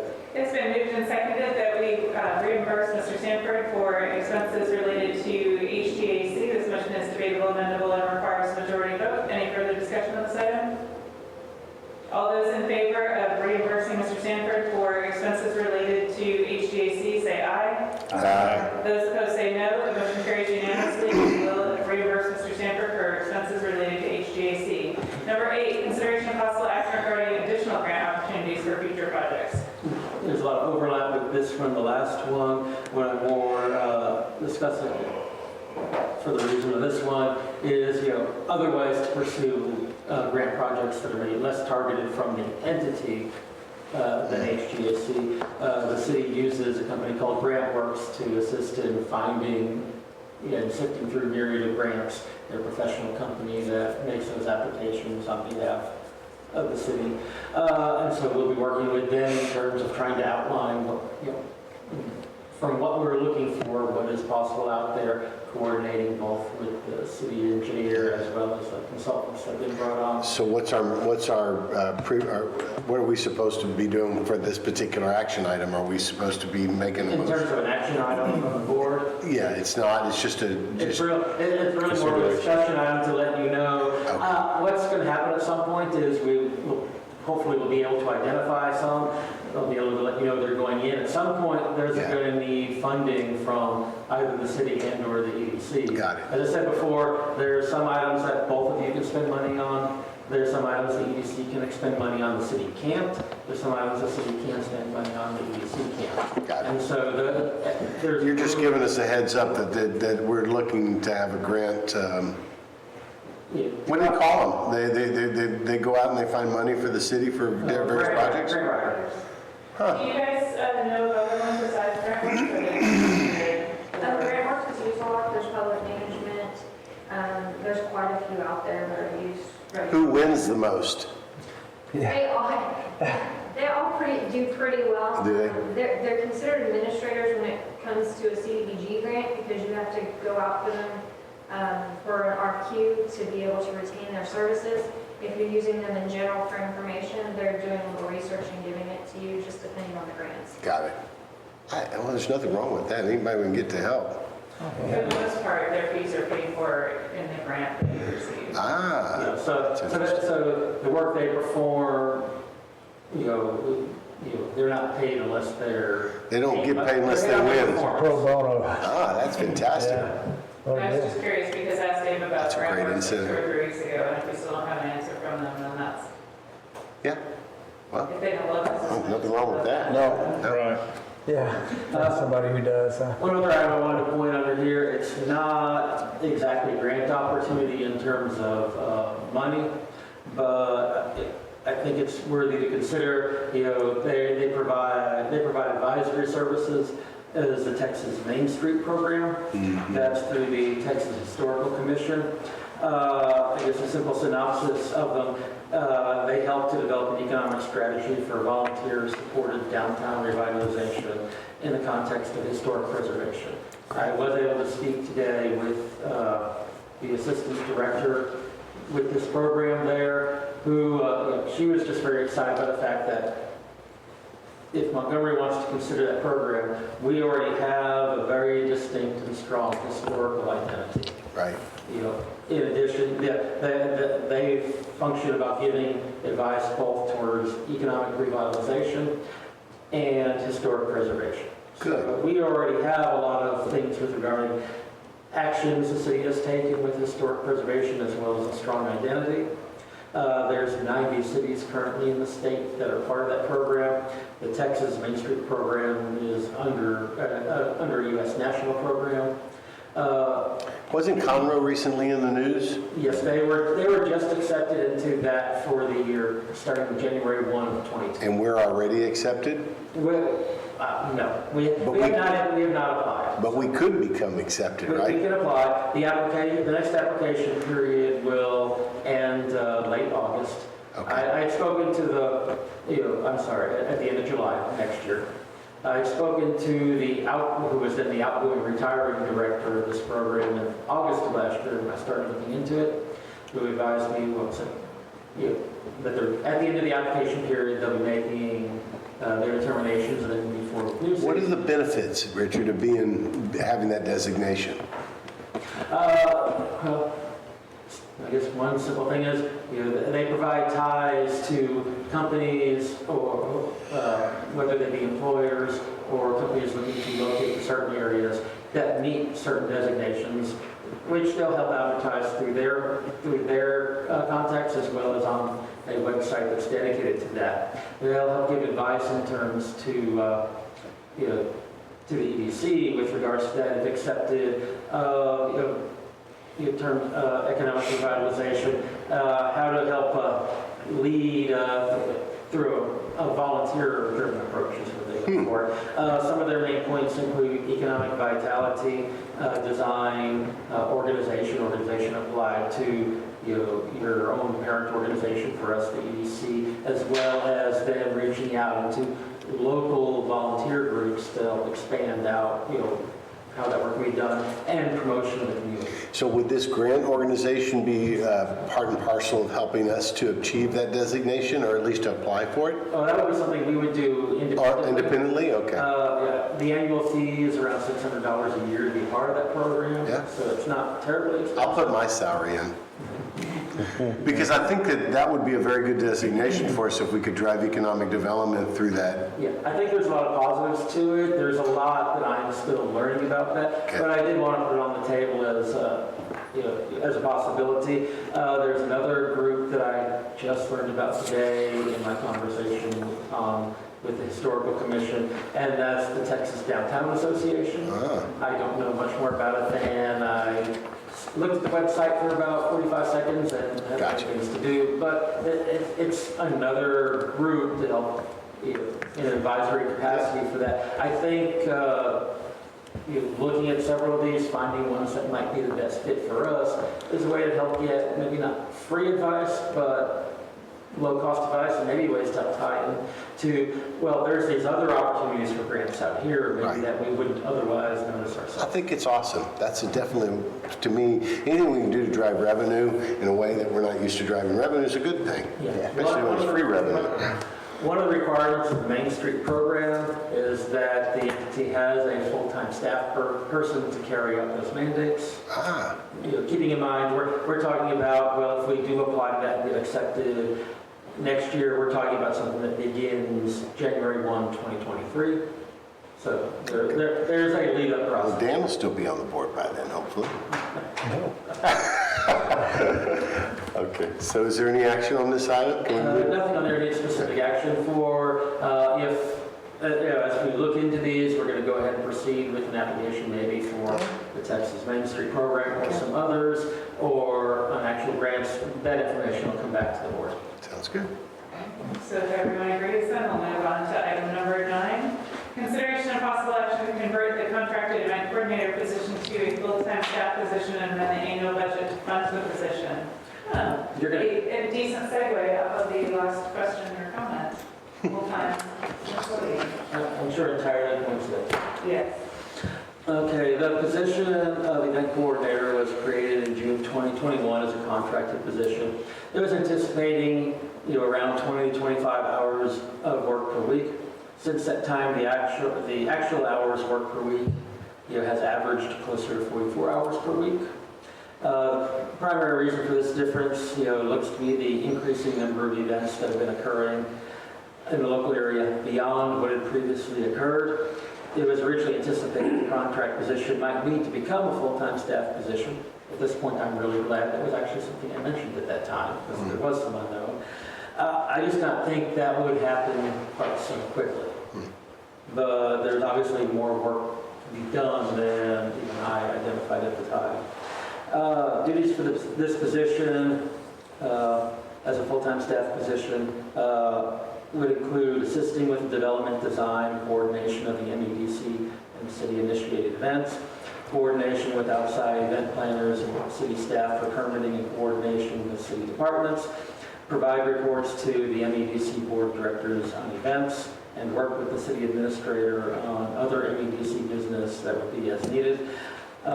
It's likely this position would also evolve with the future needs of the MEDC and the city.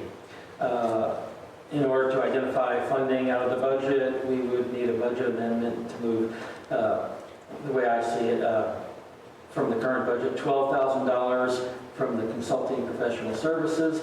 Those would be funds that would have otherwise, in the future, starting in February, for the rest of the fiscal year, gone to the contracted position. And if we move that to a staff position, then it's simply moving those same funds from one place to another for the same purpose. And also to move $40,000 in unallocated funds from events, so that would be a total of $52,000 that would move to the administrative transfers to the general fund.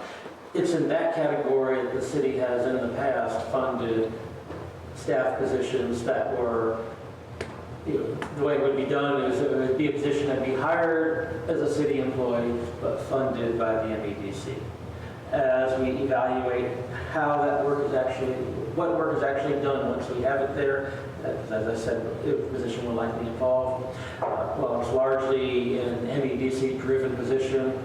I'm sure we'll find that there are some things being done that is more beneficial to the city than the EDC. I know one of the big drivers there is it'll probably relieve some pressure off me, but with another staff position there. But I think we'll find also there's probably some of the expenses necessary for that position will be covered by the cities. I guess the point I'm trying to make there at the end. Do you have any questions related to this? I'm having trouble getting fully behind it. It has nothing to do with the staff member in question, highly capable, great job. Has nothing to do with the value of festivals in and of themselves. I think they're extremely valuable, but it does have to do with conversations that we've had before privately with respect to, I've had many years of experience in middle management, and you and I talked about once a middle manager asks for part-time and then senses the need, that means the manager needs help. So I fully get that. With that said, I've also said of my concern going into the budget process, particularly MEDC and also City Council as I served there, at some point, we've done a lot of things that are immeasurable, hard to quantify. We even talked about that. And I think I made the specific statement that people need to see some drainage issues, people need to see some sidewalks, people need to see, people need to walk, people need to say, we're doing something with taxpayer money. We're facing $10 to $15 million worth of infrastructure that people are vitally concerned about. I don't think it's a secret at this point the school district's going to hit the taxpayers. I think I can say that. So we're all trying to look at the timing of this, and I have to be concerned of this as a city council member as well, how we're using the taxpayers' money. We've alluded to some of the things that are the big needs. An ability to, and that's why I asked the question to the Gunda people as well, and we've had this discussion as well. How valuable is it to have someone who is really working, I guess I would say it in a lot broader sense than quote unquote event coordinator. I think we would have a very difficult time justifying a full-time position that was titled that, because everybody's going to say, as I've heard from constituents already, like the festivals, good deal, occasional things, a little bit of a pain in the rear to a business owner here and there. We'll tolerate it. We love them. We love the press that it brings. It's exciting times. It's wonderful stuff. It's not saying that. But we've got to be responsible to taxpayers in saying, and I've suffered this in management myself. Oh, they're just hiring another coach. They're just hiring this. They're just hiring. I just want to be responsible and make sure that the big fish to fry, which, what do we hear over and over and over? How are we going to fund this? You got a water tower? How are you going to fund that? Lone Star, I'm concerned about that. Commercial development, do we have any right-of-ways going there? I mean, we've got some bigger economic pieces there that I'm concerned about. And that's why I came to your office before, getting, what do you envision? And you told me this may happen, and I've just thought about it, and I've gotten some input from taxpayers, and I don't have a good feeling with it. I just don't. Well, what if you redefine the duties of this person and broaden her duties, his duties? This person could be an active person with, if she worked for MEDC, we could also instruct her to really go after companies to look at coming here. So we could change the structure of her duties to incorporate that salary, I think. More So, marketing type. Marketing. Well, those get into some of the areas where, and maybe I didn't put enough information in that, but where I talked about other MEDC business as needed. I do see opportunities where, one of the things that's been done here, by this person in this position, is building a database of email addresses for all the downtown businesses to facilitate broader and greater communication that is had there. That's not maybe specifically needed for events. We do need that for events so we can say, get that message out to everyone better than it had been before. These events are coming, and so put them on better notice. Okay. But in the course of doing that, we now have a stronger communication line to be able to reach them for other purposes. Well, I'm all in favor of paying people what they deserve, no question about it. You have to. This position right now, based on what I could tell, is about $1,500 a month right now. Is what it is. Okay, so that's $13.84 an hour. And if you multiply that times 44 hours, and then you multiply that times 52 weeks, that's about 28K, 28.8, not 52. I think it's a far stretch to think, to triple someone's salary overnight for the same work seems a little bit excessive to me. I'm all in favor of paying whomever is in that position a fair wage, but we set the rate and then you can't triple it just because. So unless there's going to be a different job description that's going to require that, then I agree with Byron. I think we need to be fiduciarily responsible and either develop a better job description. I don't even know what the job description is, but if MEDC is going to be responsible for it, then we certainly want to know what we're paying for it, right? I mean, that's the right thing to do. I don't hire people and not give them a job description. Well, the intent of that position wasn't to pay them $1,500 for 44 hours of work. No, of course not. It was for believed to be 25 hours of work. Even at 25, yeah, it's still, if you throw 44 at that rate, I mean, you could, even if it's $14 or $15 an hour, you have to, you can't triple it for the same work, I guess is what I'm trying to say. So I just think. You as an employer know there's more to salary than just the state salary. Yeah, there is. That's true. I mean, is this a 1099 or is this an actual? It's currently a 1099. It was slated in my presentation to be a staff position. Which gives them what benefits besides?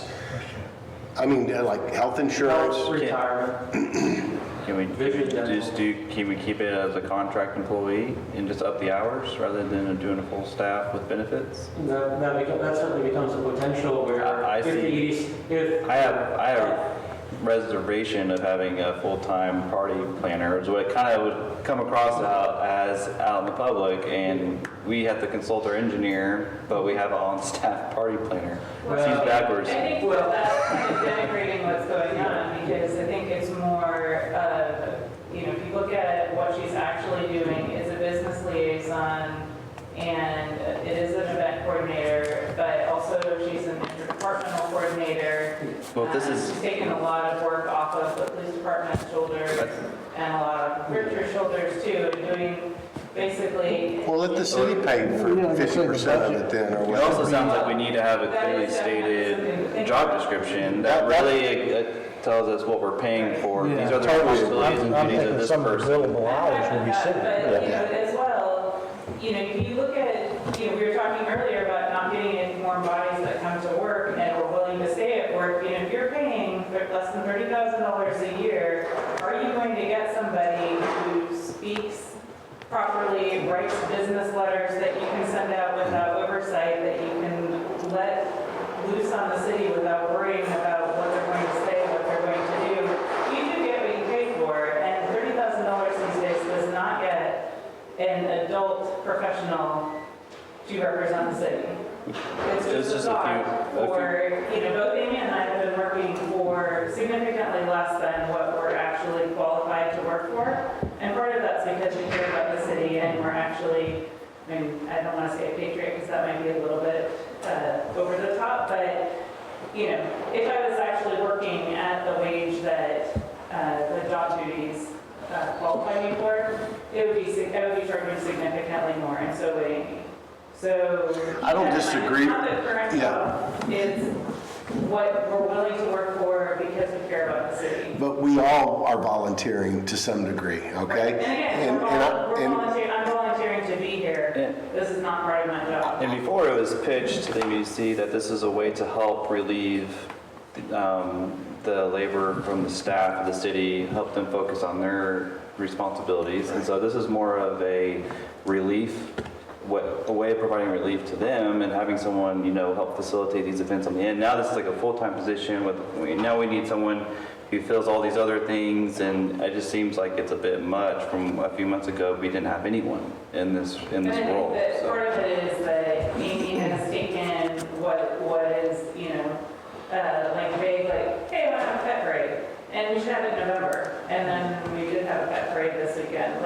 Hey, we need to have Charlie Diggs come here in the fall. And then we had the biggest event that we've ever had. And of course, there were some growing pains, but, we're going to work that out for next time. And part of that is having competent, continuous staff to make that happen. And again, work with the city, work with the private. I don't disagree. It's the optics of this. I think it's just happening too quickly too. Yeah. I think before, this whole having events all the time now is still kind of up in the air whether the city really wants to do this or not. Well, there's a lot of things that are happening too quickly to us right now, and that is, people want to be coming to town.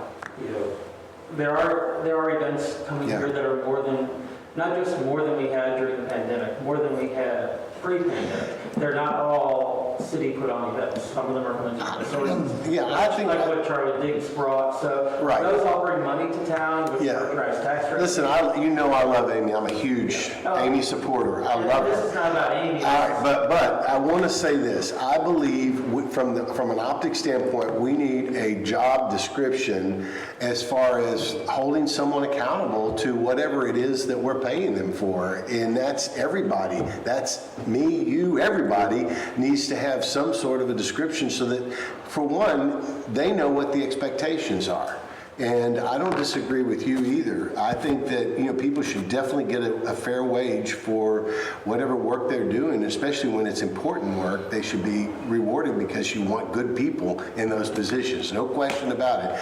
But maybe we should look at getting an interim, let's pay what, what the hours are being used, and then let's define the position and maybe go from there. I mean, it's a sort of a hybrid way of connecting the dots here. Well, in my discussion, I had 4 lines of text that had to do with what would fall within job duties. So what more are you looking for beyond this? Well, It's pretty vague, let's put it that way. Well, I mean, a lot of job you descriptions have a lot of vagueness to them. Yeah. I mean, my own job description is a series of bullet points. yeah, same with everybody else I hire. They know what they're going in for. One of the most all-encompassing is and other duties as Yeah. assigned and necessary. Well, we all know we do things over and above what maybe our bullet points are, okay? I know that.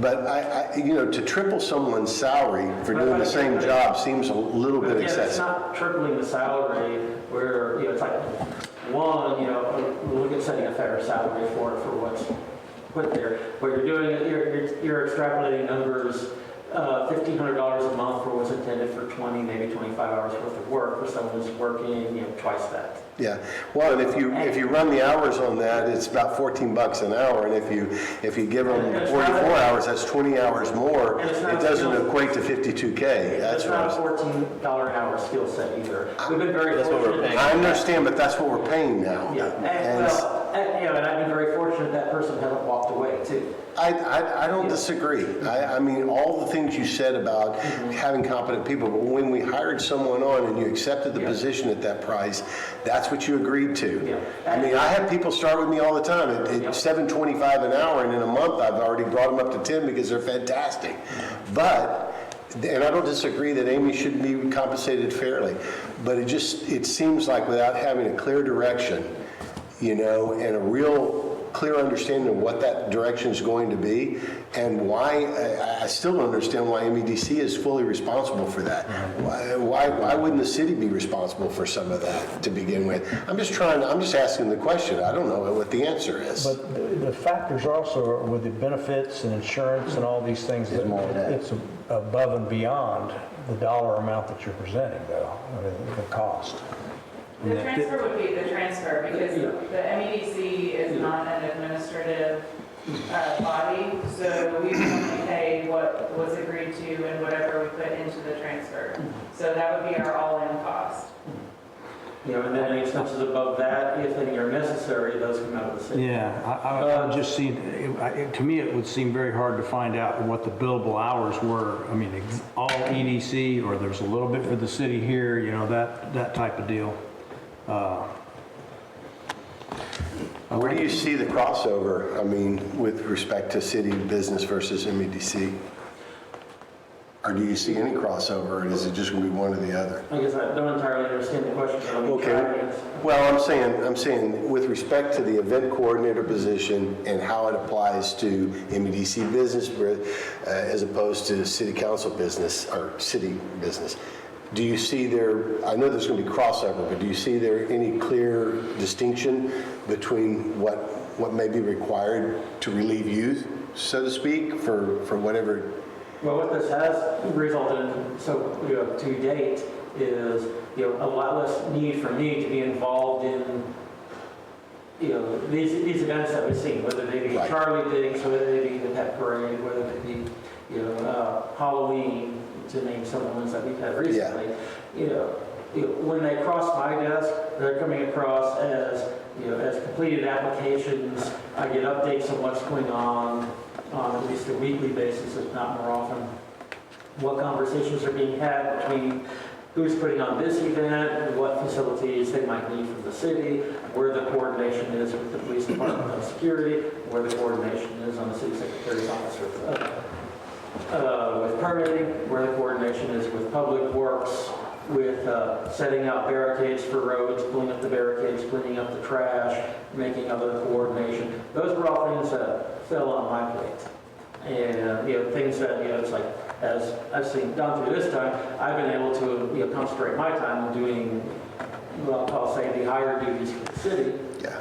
Which is what I was really hired for by the city. The EDC is, not to denigrate the EDC in any way, working as a city administrator with the EDC is more of an add-on to the city administrator. I agree. A city like Oak Ridge North, which operates on, about 70% of the tax base that Montgomery has, they have a full-time paid position for the EDC that's someone who's an economic professional, which is far above what I was asking for here. That falls 0% on the city administrator there. Yeah. And Montgomery operates at the tax base much higher than the city of Oak Ridge North. the EDC there does, as best I can observe. So As are you far as advocating for advocating this? for I don't understand. Are you advocating for this? Are you just, I mean, as far as I know, there aren't many things we don't all agree on. It's been pretty good. And I don't think it's a disagreement as much as it is just maybe a realignment of the way we're thinking about this. I don't want to put you in a position where you feel like you're overwhelmed at all. And I don't think I can sense that you feel like you are in some respects, and so having someone help you is a good thing. If he's overwhelmed because of events and we don't want to fully fund an event coordinator like this, maybe we need to reevaluate how many events do we want to put on? You know, that's the kind of bigger question. Is the event a priority? Are these events a priority for us? Well, some of them I think are just a waste of time, and I don't. And some of them are amazing. You know? So I think 100% engineer mind, and I don't. And for me, it's hard for me to see where the return on investment is, quantifying those returns on investment. And so I see something like this. Whenever I hire someone, or whenever I'm hired out, I have to demonstrate that I'm providing, this return on investment to this client. I think I can address. And some of these events, I have no clue if it's really benefiting the city, whereas maybe the Charlie Diggs event kind of does have some type of quantitative measure of benefit. I would prefer that, where we can say, okay, we need an events coordinator that costs this much because that will coordinate these number of events and they'll bring in this number of ticket sales revenue, or we think it will drive this much in sales tax revenue for each event. That's how I think, and that's kind of what I need in order to support a fully funded staff position for this, especially with a small city like this. Having an event coordinator just seems a little bit, at first blush, kind of ridiculous. Maybe more of an administrative assistant position. He has one of those. Oh, He's got a bigger Susan? David McCoy. There's an assistant city administrator, but not administrator. Yeah. Oh, okay, yeah. To answer a bit to the point you made there, it's like the Charlie Diggs Festival in March. One of the business owners I spoke with following that at Conataco, they had, in conjunction with that event, their best day that they had ever had.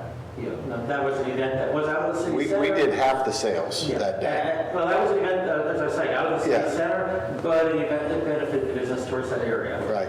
When Sip and Stroll goes on Thursdays, the reason that HMDA had continued to put on Sip and Stroll is that some of the businesses right there in that area, they do their best day of business the day of Sip and Stroll. It's our worst day. I'm just giving it to you straight. And not to mention the fact that they take up all of our parking too. So there's lots of good and bad, and I understand, and being on the EDC, I'm willing to take one for the team, step into the pitch, but all these events don't necessarily translate to every single business, and that's all I'm saying. Doesn't take up all your parking, because you can park on the street or in the Jacobs parking lot at almost any. Well, let's take the Halloween event for Okay, example. I'll give you that one, but we're. You were there, you saw it firsthand, and we weren't even open, and the parking lot was full. And this is showing us that all these events, the pep parade, that was a certain budget amount, which we were kind of on the fence on some of these. Yeah. Well, these are all going, up because we're having to pay someone. The cost of managing these events have gone up, it seems like, because we need someone full-time to staff them and organize it. And it's making me reevaluate, are some of these events maybe not worth the dollar amount associated with it? Right, Now, except for those are the quality of life ones, because I didn't bring my family to Charlie Diggs, but I did to the pep parade, so, and that's hard for me to quantify, family or, Well, so I'm just saying that not everything that we do has the positive ROI in an absolutely quantifiable way, but what we do has the ability to tell people, this is a family-friendly town, this is where I want to, bring my children, and so there's demand for housing, which drives up real estate prices, which, that doesn't help us that much, but, that's higher property tax revenues for the city, more houses will be built, which drives the quantity of homes, which means more families shopping all over town, which means more sales tax. So it's really not a one-on-one, but overall, high quality of life equals. Can we sales tax. approach it differently then? Can we have a coordination line item on these events that we can estimate, okay, it's going to take this person's number of hours to manage this event. That way, on each event, we can, determine whether the quality of life improvement from that event is worth it or not. I have a feeling that that is the kind of government BS that it costs more than it's actually worth. But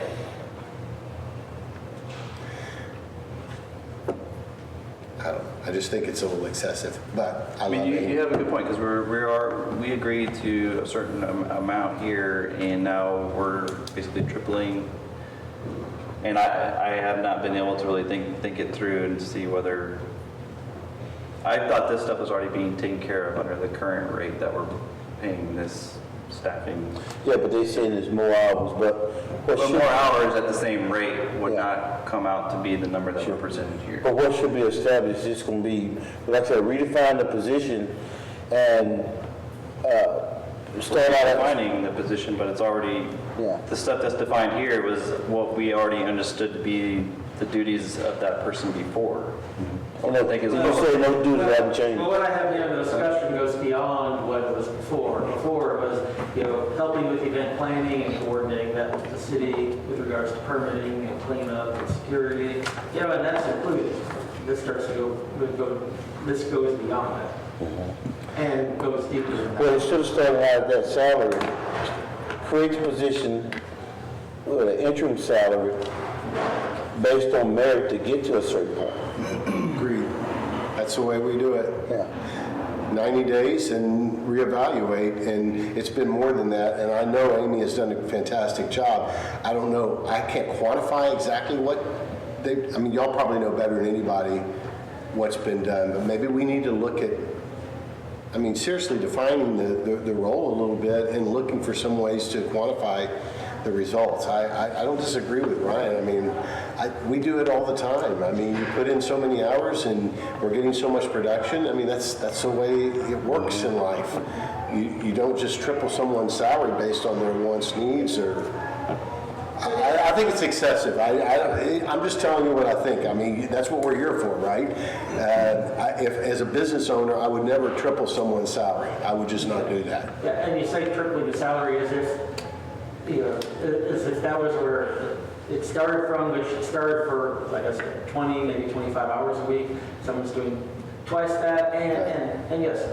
Well, so Maybe the fault is that they've done that extra work, Right.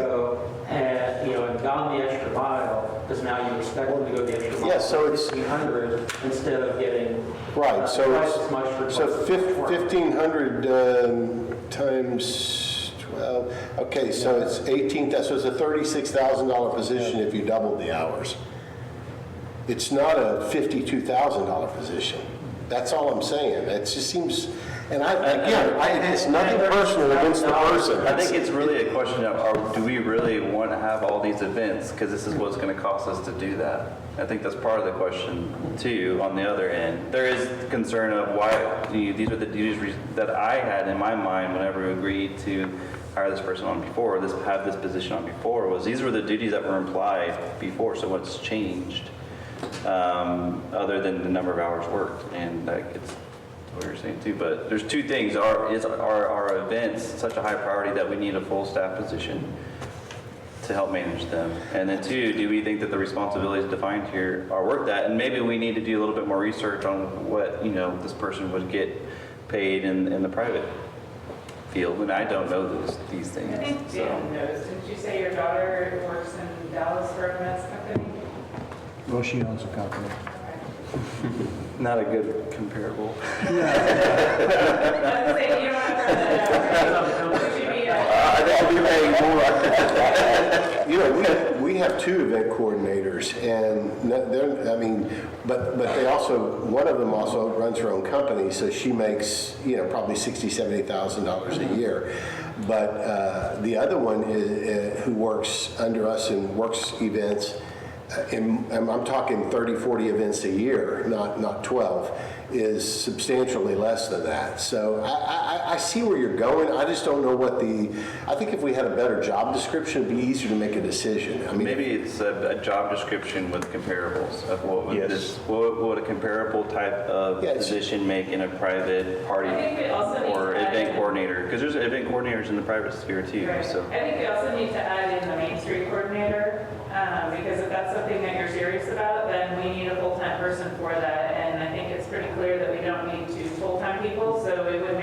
to include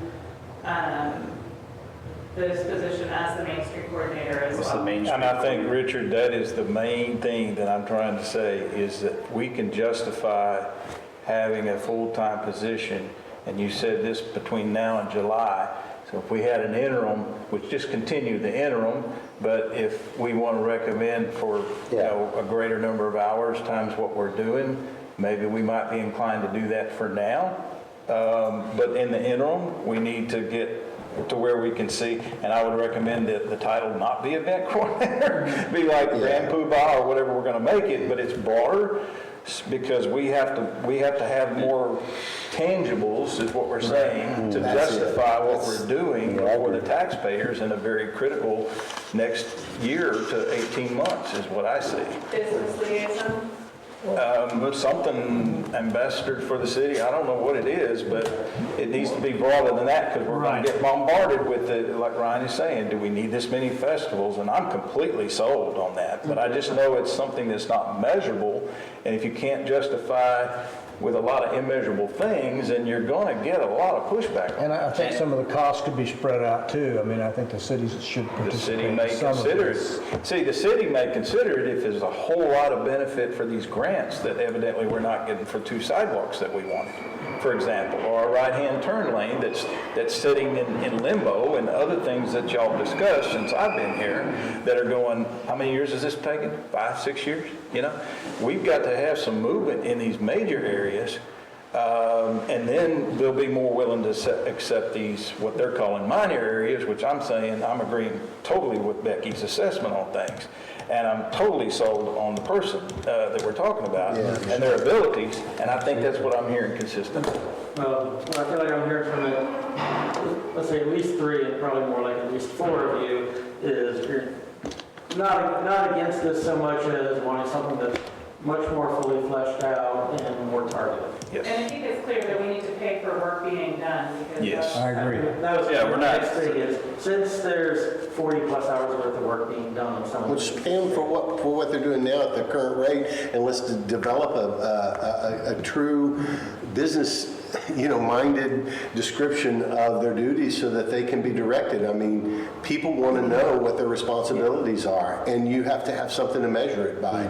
That's the only fiduciarily responsible thing to And do. we have a person in mind when we're looking at this, but 5 years from now, we have this position open that may not be filled by, by some other person. We want to be able to have a very clear description of what their duties are and what they're, what they're responsible We for. go whole hog and go economic development director. See, that has a lot more. Well, that has to have a job description that kind of mirrors that title too. And, the reason why I say party planner is because that was the first thing that, popped in my mind. That's what other people are going to think in their mind too. We're paying for a party planner. And I know there's more You to and it. Amy get together and decide what the responsibilities are and help us develop an understanding. I mean, nobody's against paying people with their work, but we need to understand what it is that we're paying for, okay? It's not a slap against anybody or any amount of work they're doing. I've talked to Amy before. I know she works like a yeoman to get these events off, and it's a lot more than she bargained for. Let's figure out what exactly it is she's doing so everybody can be sold, and the city and our constituents can be sold as well. Because it's probably a lot more than just party planning. That's what Lot I'm more trying than to party say. planning, Is, Stop using that word, because it's driving me nuts.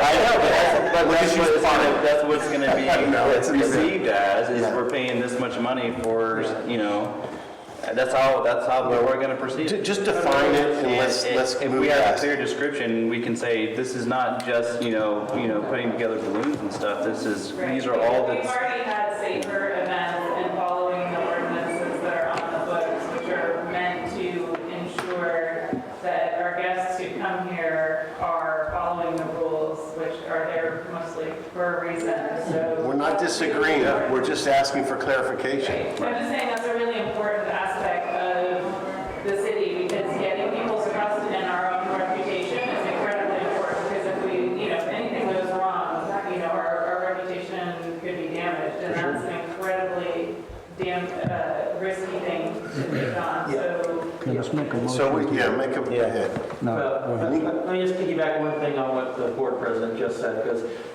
many times the chief of police and I have had discussions on, it's like, there's going to be a high-profile event in Houston area, Southeast Texas, that will, you know, something will go wrong, and there's just no way to prevent that when you bring people together. And it's like, and we were, you know, we knew part of our job was to make sure, you know, everything we could, it wouldn't be Montgomery that happened. You don't want it to happen anywhere, but you know at some point it's going to happen somewhere. And, you know, the Astroworld Festival is a good example of, it just takes one trigger when you have lots of people there for something to go wrong. You're only as good as your last event. Yeah.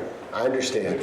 I mean, we do it all the time, but we just want definition. And I got that, and so I can make sure to bring that back for the next meeting. But what I would like to ask then in the interim, since this person is working twice the hours that were anticipated, you know, can I get the support of the EDC board to move the contracted rate from 1,500 to 3,000 to at least compensate what was expected when the position was offered under contract, you know, for the period of, you know, November, December, and January as a bridge. Through the end of the year, or through the end of Through the end of January, January. because we won't be there. We won't be able to make a decision. Yeah, which will then allow me to, you know, put, you know. So you want to amend this to say that we will double the contracted rate through the end of January 2022 Yes, you know, as an interim until we can come back with a fully vetted job description and determine a full right. salary I rate. reduced the rate from 1,500 a month to 3,000 a month, and the reason for that is because twice the hours are being worked. Yeah, Is that a motion that you just made? yes. I'll second. It has been moved and seconded that we amend the contracted event coordinator rate to $3,000 a month for November, December, and January. This motion is debatable, amendable, and requires a majority vote. Any further discussion? All those in favor of amending the contracted event coordinator rate to $3,000 a month for November, December, and January, say aye. Aye. Those opposed say no. The motion carries unanimously, and we will amend the contracted event coordinator rate to $3,000 a month for November, December, and January. Just so you all know, you can't actually afford me at the rate that I'm worth. Item number 10, consideration of possible action regarding collaboration with the city on the proposed Copper Drive sidewalk construction. Okay, the city has budgeted money in the current fiscal year for the construction of a sidewalk along Klepper Drive. It'll run from the intersection of Prairie Street through the intersection of Bessie Price Owens Drive, which you can see on the map that's provided. The project was submitted for grant funding through TxDOT's biannual Transportation Alternatives Program, and it was not awarded funding. Construction of the sidewalk has potential benefits for both the city and the MEDC, providing a valuable pedestrian link between historic downtown and Fernland Historical Park, as well as the city's open space property on the east side of the MISD Administrative Building. That area, as well as the parking lot on the west side of that building, is often used for event parking in the downtown and other areas nearby. The sidewalk project was also identified in the downtown master plan as a key component of the city's connections to the downtown area. The city engineers provided a map exhibit outlining the extent of the sidewalk project, and we'll be at the meeting to discuss further. Was the reason why, were we given a reason why it wasn't funded? Was it a ranking or? Well, we have not yet been given a reason. We do have a follow-up telephone conference scheduled, but I think that's not until the end of November. So it's going to be a couple of weeks before we get a specific reason. One of the things that staff finds confusing is that it seems that some of the entities that were awarded grants looks to us like they fall for reasons or fall for items that seem to fall outside of what requirements were to submit. So we're a bit confused as to how TxDOT awarded some of them. I'm sure TxDOT has a good reason, and hopefully we'll be able to find that and follow up. But we were not provided the funding for it. The city has set aside enough funds to fully pay for portions of it. Where, you know, their sidewalk ended in the city's plan at Bessie Price Owens. We're looking to extend this farther. So we believe there's room for MEDC participation. In addition to the cities, to help fund the difference there. The next opportunity for funding would be 2 years, is that right? Yes, there's two different two-year programs. This one, which is every 2 years, is the transportation alternatives.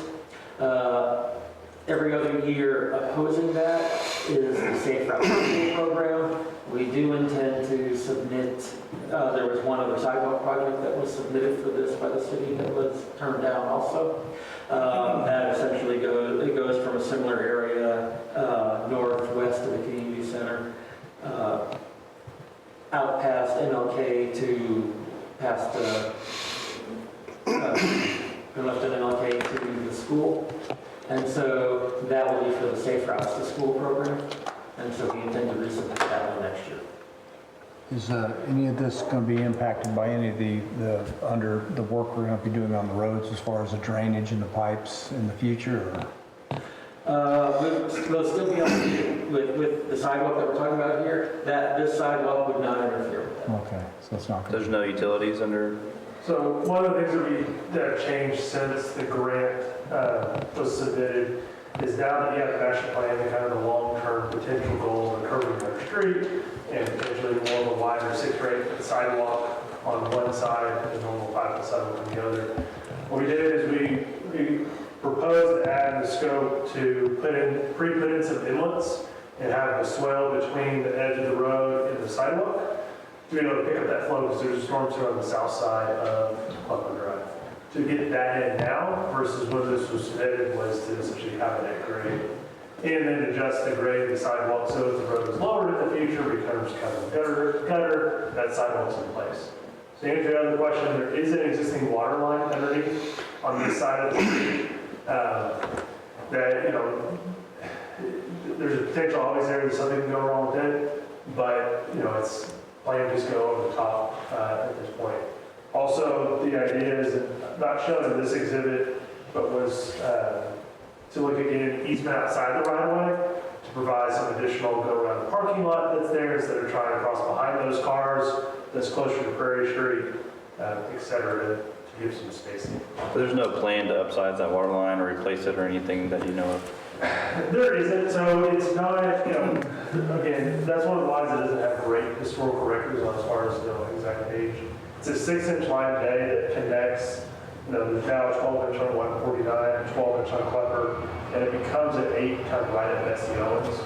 So if it does get replaced in the future, if we get replaced with an 8 to upsize it, likely what we would do on that is just pipe burst it, go from 6 to 8. You might have some heating that would affect the sidewalk, but what we would propose is before this started was check the depth of that line and see exactly what we're doing. Richard, I thought we talked about maybe doing Klepper at the same time that we did the sidewalk. Is that not feasible? We wanted to look at that more from a staff point of view, but also we can bring that back with this because we're not looking for this tonight to be a motion to proceed. We're looking for this to be a motion that if the MEDC board is willing to say, yes, we'll participate in that, to let us work with the engineers to bring something back that will be what we actually need to support. So that gives us some time to look at all those details, as well as potentially crosswalks in here while we work with the road. I mean, this past weekend I walked on that road, so I got to get a better look at that. I think it's only really got that block of Do you, Prairie and, Right about 150 feet there. yeah.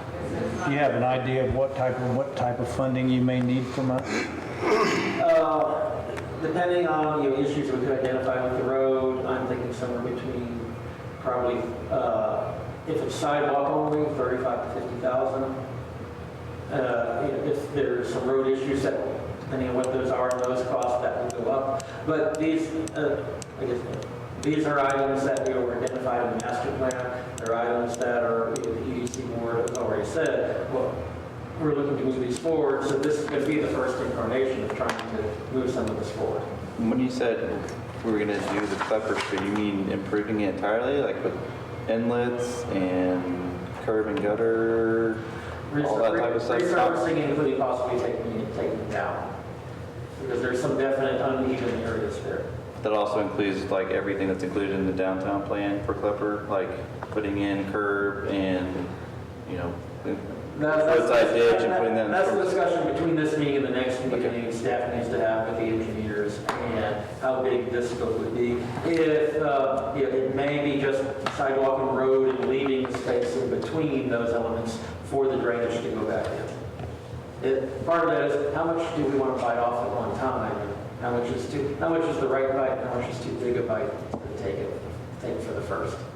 I think the other thing that would be helpful tonight is kind of looking at the scope of where the sidewalk is going in red is that match kind of what is a first look at where we want to put it. You know, the reason, I'll tell you that the yellow future potential that goes to 149 is in yellow is future potential.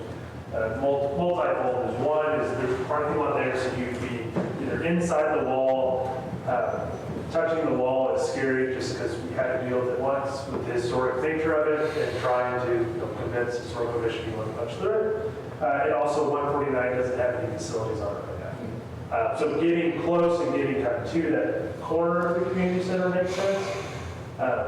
But that's why that's in yellow, and then it stops at Fernland, because right now that's the, you know, if you keep on going, okay, maybe we take it to past the mini golf and take it all the way to C.P. Stewart to connect kind of that future commercial development down. So to some extent, the yellow line especially, you know, we'll have decisions to make on options regarding community center itself. So this type of thing, will it sway option one versus option two? I mean, or is it not even a consideration? What we do there doesn't have anything to do with what we do with community center lot, right? Okay, because I don't want to fridge on that like we've been talking about, do this and then change that. Yeah, so what we talked about last time was that might even be on the other side of the road. So Okay. there's lots of. Yeah, I mean, what we need to do is, move forward with planning on it. What we don't want to do is engage the engineer for several $1,000s worth of work and then find out, well, Right. EDC doesn't want to do the sidewalks. Then we've misspent the public's money. Nor your statement I says want to it do the all. sidewalks. Yeah, and Yeah. you get the point I'm making with that, right? Right. And one other thing about, trying to get these all addressed time-wise is, if we are going to do the sidewalks, I think, I know I heard the comment, I think it was your comment was, public wants to see some of these things happen. Right. I don't want to hold up project A because project B needs a little more time if we can safely move forward with project A. I don't want any of them to suffer and not get done. Right. But I think we all want to see something breaking ground and moving forward if it can. And as your statement says in the paragraph, this is a key to connecting downtown and that sort of thing. So I make the motion that we collaborate with the city on the proposed Klepper Drive sidewalk project and refine details and bring back to the board of directors for consideration and approval. I second.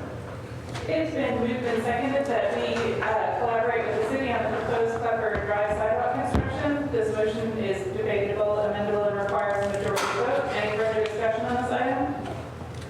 I'd like to be clear that we want to not stop at Bessie Grace Owens, which was part of the grant project, but move all the way to cross at Fernland.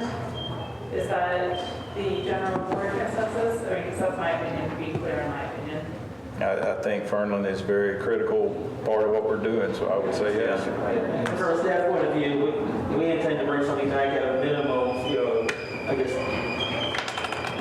Fernland, 149. We can then discuss whether EDC would rather not, or whether to do that on more. I was going to say, 149 is less important because I don't know that as many people walk through that portion. But also, I'd like to point out that that's our first minor intersection. According to the plan, the downtown design plan is at Prairie and Upper. So I don't know if we come up with any design ideas or, that would be part of, that's kind of the bluff on top of our rebar cake. I can tell you from a staff point of view, we're certainly hoping so. So I'd like to do some fluff as well. I mean, not very fluffy, but we need some of it. Right down fluff. Yes, Brian, please, I know you're in fluff. Any further discussion on this item? Those in favor of collaborating with the city on the proposed Klepper Drive sidewalk construction, say aye. Aye. Those opposed, say no. The motion carries unanimously, and we will collaborate with the city on the proposed Klepper Drive sidewalk project. All right, item number 11, city engineer's report. Good. We got the copy of the city engineer's report in there, and Yeah, because that's the city engineer report, right here. Chris, anything you specifically like to highlight? Just hit the highlights, yeah. Yeah. We've already read it. Yeah, pass. So downtown water line replacement, so the project that's been going on, that is complete. Contractors finished adjusting punch list items, minus some minor things. So we'll be doing the final punch list inspection here in the next few weeks. The other big ongoing construction improvement project is the water plant 3 improvements. That's again another $1 million project. It includes adding another hydromatic tank, adding another cooling tower, and replacing a ground storage tank at water plant 3. So if you drive by there, you're missing a tank because it has been demolished. So that is underway. The new tank should be back online by March. So that way you're back up to full storage capacity, or actually you took down a 100,000 gallon tank and put it up a 210,000 gallon tank. You will be back up and larger by the time it gets warm. The GLO projects are listed. So there's 3 that you mentioned earlier that came out of the GLO grant. Anders Ranch Range Improvement, which is right there at 149 at MLK. A sanitary sewer rehabilitation and ditch and culvert project along MLK on the north side of the street, as well as McGinnis Drive in Baja Road, and then a new generator at Water Plant 3. So right now you'll have a generator that powers one well and a few of the booster pumps and controls, and this is the second generator, so that plant actually has 2 electrical services, so there'll be a generator in each service, just based on how that plant was designed. The next few items, the speed study and the traffic signal warrant analysis from TxDOT. I know the big one there is TxDOT has agreed, or they have stated they're moving the signal to their design group, or to a consultant to begin design of the signal. And then what happened at the last council meeting last week was they presented the 105 in Buffalo Springs traffic signal warrant analysis, and we're giving the director to go ahead and submit that to TxDOT because that was warranted as well. Not today, but based on a 2023 future condition, because the main drivers of that is on the corner, the northeast corner Discount Tire is going to be building, and they're going to be connecting the driveway through. So now you can get from Buffalo Springs to Kroger without getting on 105. Yeah. And then obviously under construction behind Panda Express, that drive is getting punched through to Buffalo Springs, and it's, I think, just curing at this point. So now you have multiple ways that people get on Buffalo Springs versus you did before. So you put those 2 in, and then the Town 3 crossing development, and all those added up to make it a warranted signal. 2 new feasibility studies that were presented back in October was for Hills of Time Creek Section 5, which was 70 or so lots, and then Porter Farms, which is another 90 lot development. Hills of Time Creek Section 5, obviously next to Hills of Time Creek, and then Porter Farms is north of 1097 on 149 at that intersection. The other, all the rest are relatively normal items. Concrete Crossing Section 1, council accepted, or conditionally accepted, the water and sewer infrastructure, so they can start beginning taps for all those homes in that section. And we're having a final inspection of the roads on Wednesday of this week to get that addressed. Last items on there, the Redbird Meadows development. So that developer, so this is what's also called a camera tract. So it's a 500-acre, 490-acre tract. Old Players World, Womack Cemetery, it's 556 homes. They are moving forward with the development agreement with the city, and also putting other phasing plan for those. And those houses range from quarter acre to half-acre lots. I think the average home sale price was in the $500,000. The camera? Oh, Kramer, yeah. Sanitary sewer cleaning and televising, that bid package is underway. So we'll be getting bids for that after the holidays, just because prices are hard to get this time of year. That will clean, televise, and inspect, and then put together recommendations for repair of all the sewer lines downtown, as well as the main trunk lines that go to the old lift station, or excuse me, old sewer plant. Did you read the Wall Street Journal article intelligence and sewer televising? Yes, I did not read that article, but I had looked into that before. It's pretty little. So they'll pre-code it and put it into software and rank it for you. So, Supposedly humans are 20% inaccurate. That's not. yeah. And then the last items I had, the turn Atkins Creek and 1097 improvements, so the TxDOT project, it's waiting for funding. And then the 149 and 105 turn lane, according to them, Entergy should have the power poles relocated this month. And then once they're relocated, they can proceed with putting in the turn lane. Yay! So, yeah, they were out. Progress this week.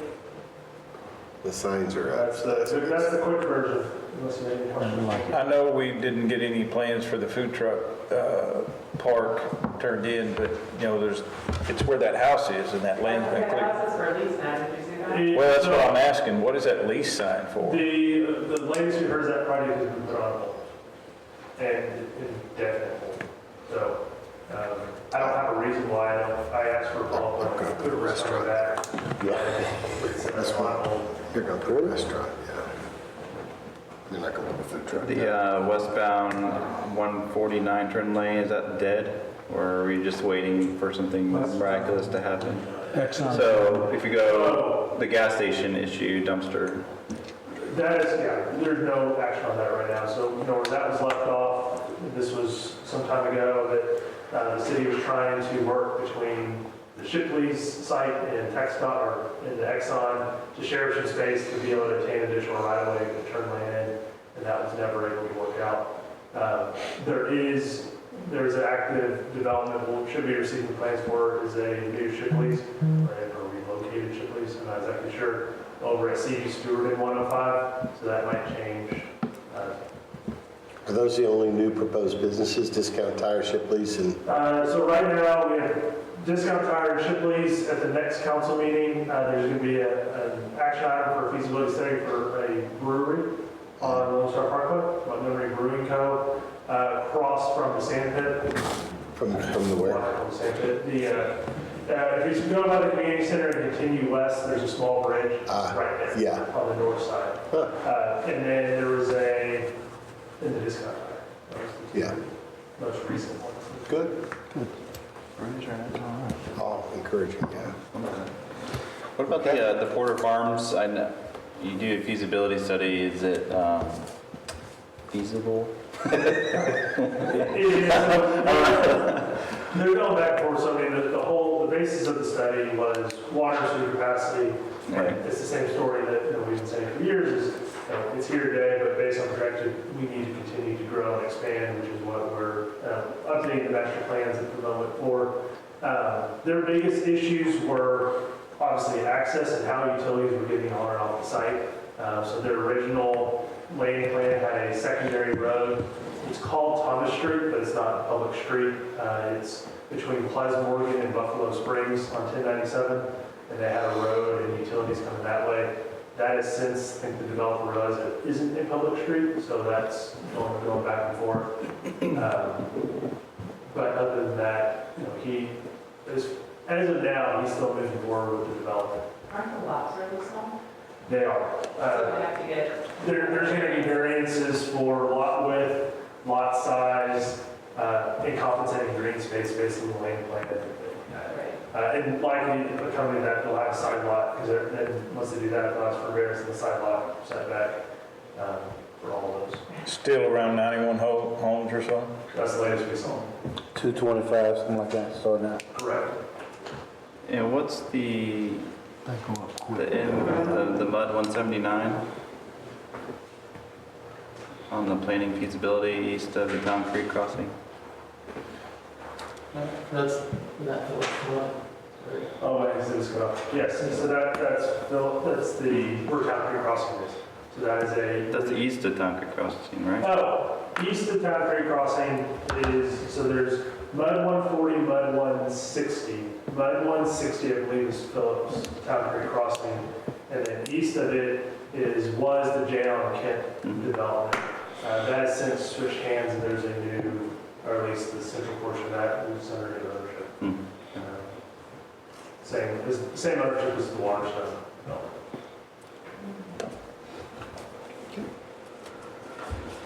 We need to make a motion to accept the engineer's. I believe that we can move to the city administrator's report if y'all are amenable. Yeah. Engineer covered a number of things that cross both ways. Let's take a couple highlights. In 2021, through October 31st, the city approved 34 new homes have been completed. In the month of October alone, 18 new home permits were issued for construction. So we're seeing the pace of construction pick up, which is only likely to continue now that we're close to seeing homes start in town, estates at Top Creek Crossing. The developer mentioned, engineer mentioned several developments. My name, Redbird Meadow, Hills of Town Creek, there's Town Creek Crossing, Porter Farms. It's likely, all of those combined, 5 or 6 year timeline, add 800 plus homes to the city, not counting any other construction that might occur. 2020 census for the city is listed at 1,948. Adding 800 to 1,000 new homes in a 5 to 6 year period, going to significantly increase that number. You're going to be putting more hours in, you know that, don't you? Yeah. It never goes down. I know. It never goes down. All more of a good sign that we're moving forward with our downtown planning. We're going to see lots more people in the area, so Good time for that. I'd just like to briefly ask if Amy Brown will add in update on events in the city. I'll come closer because sometimes I don't speak very loudly. And sometimes I do. All right, 10:30, we had the trick or treat. We had about 3,000 people in which with children. The police department passed out 500 bags in half an hour. Wow. Which was crazy. Massive. And the piece is the first year that the city has taken on doing that event. And I heard fabulous things, so that was good. On November 7th, we had the annual Old Mayan triathlon that comes through town from,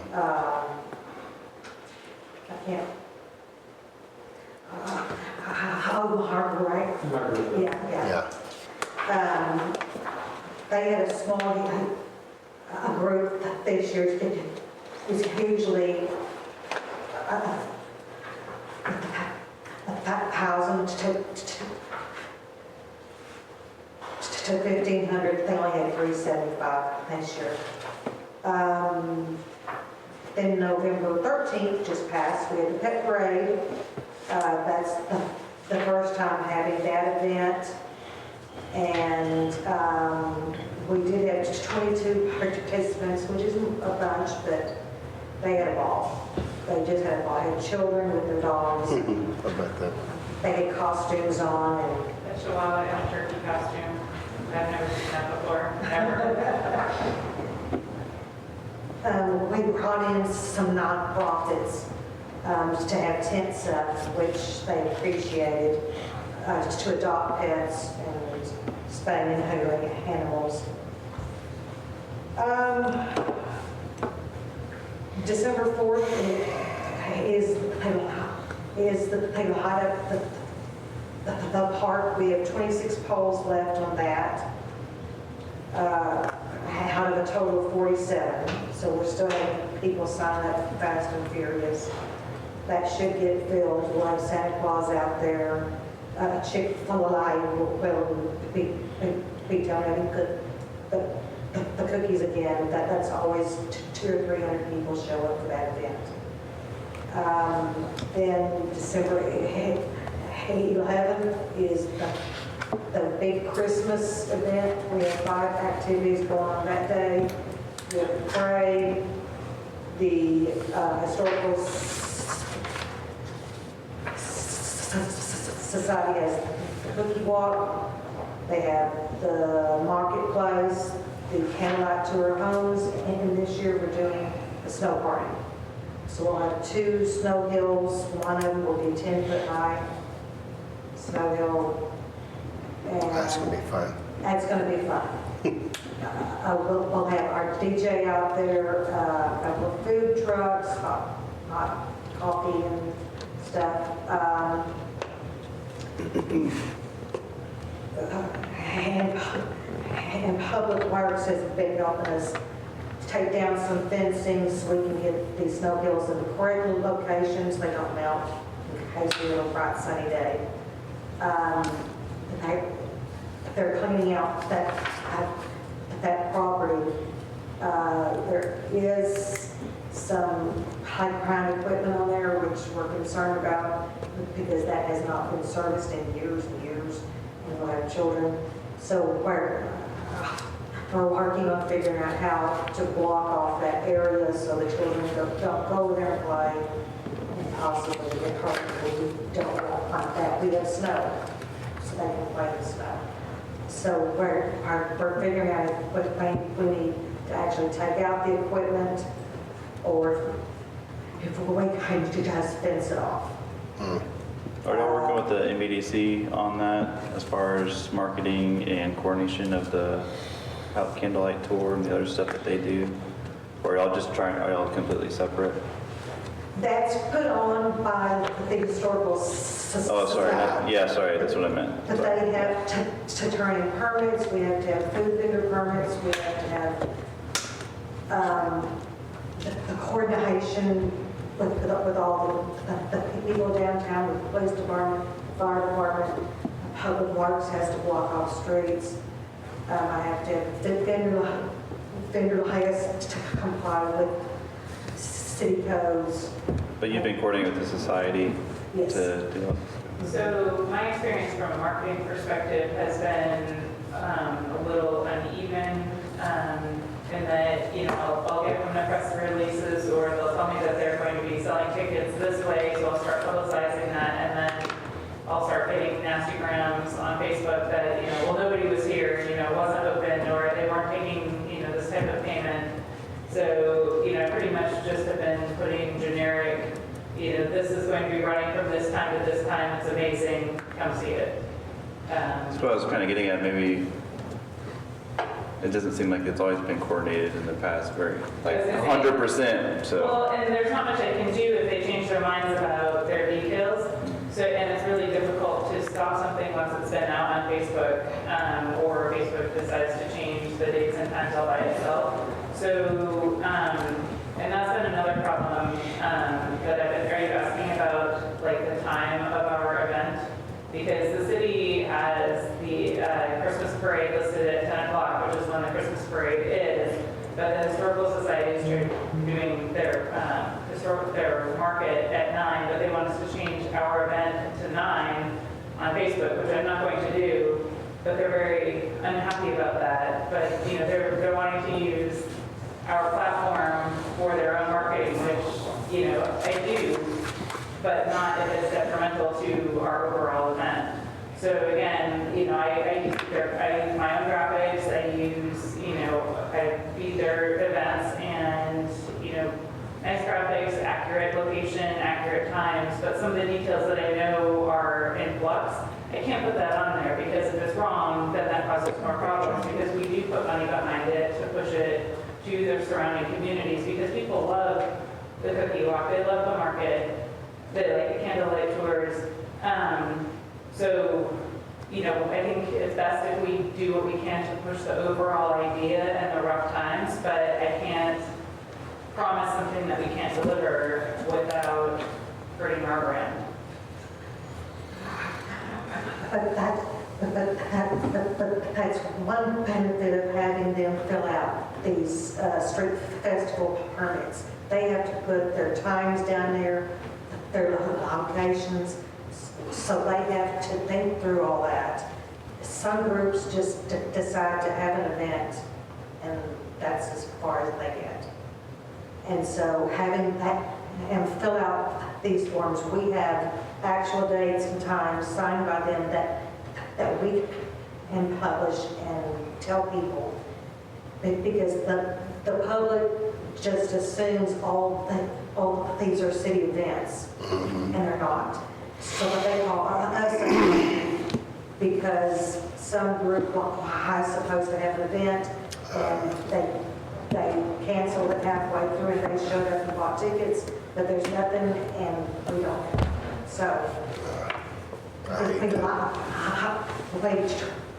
want to have them fill out the actual city required permits, so we have something from them. So Amy, something that we've done, because we have people doing the same thing at our venue, is saying that they're hosting an event there when they're actually haven't paid for the venue at all, is we go into their Facebook site, all the announcements they've made, cut and paste, that this is not a sanctioned event, don't come here. And you'd be surprised how fast they'll pull it off their marketing when they find out that the venue is actually giving them the gospel. So just a little tip that you can do to eliminate because they're going to think it's you anyway if they show up, and they're going to think it's us if they show up, so you have to make it very clear it's not you. And if they want to keep the event up there, that's on them, but at least it's in the social media platform that you had nothing to do with this event, and it helps maybe with the communication a little bit. Well, I think everyone wants the cookie walk and the tours and all that kind of stuff. I just wish it'd be nice if like the MEDC could do it all or something, but I know there's other things with this, But sites. we have a non-event coordinator that would have to work harder to make And I understand that. Party planner, right? Yeah, put that in the job description. So. Well, it's interesting. But there's more to it than just that. Well, I was This is gonna say, society too. party planner, in some ways it's great that you keep saying that because it gives the casual interpretation of what the job is and how easy it is. But really, the number of events that have been dropped and then Amy comes by and scooping them up is very telling about how difficult it is to make these events happen and then to keep them going year after there's a lot of year. details involved in communicating with a lot of different entities to create an event. We Because definitely know how They that just get it is. right and then they keep it going. It's Yeah. an astonishingly difficult job to do well, even if they've been going year after year after year. Looking at some of the things like the trek, which the Historical Society used to run in the summer, which was essentially the tour of homes, but the summer version, went for, I want to say 25 years, and then it fell apart for whatever reason, but, it was a cherished institution that they couldn't maintain.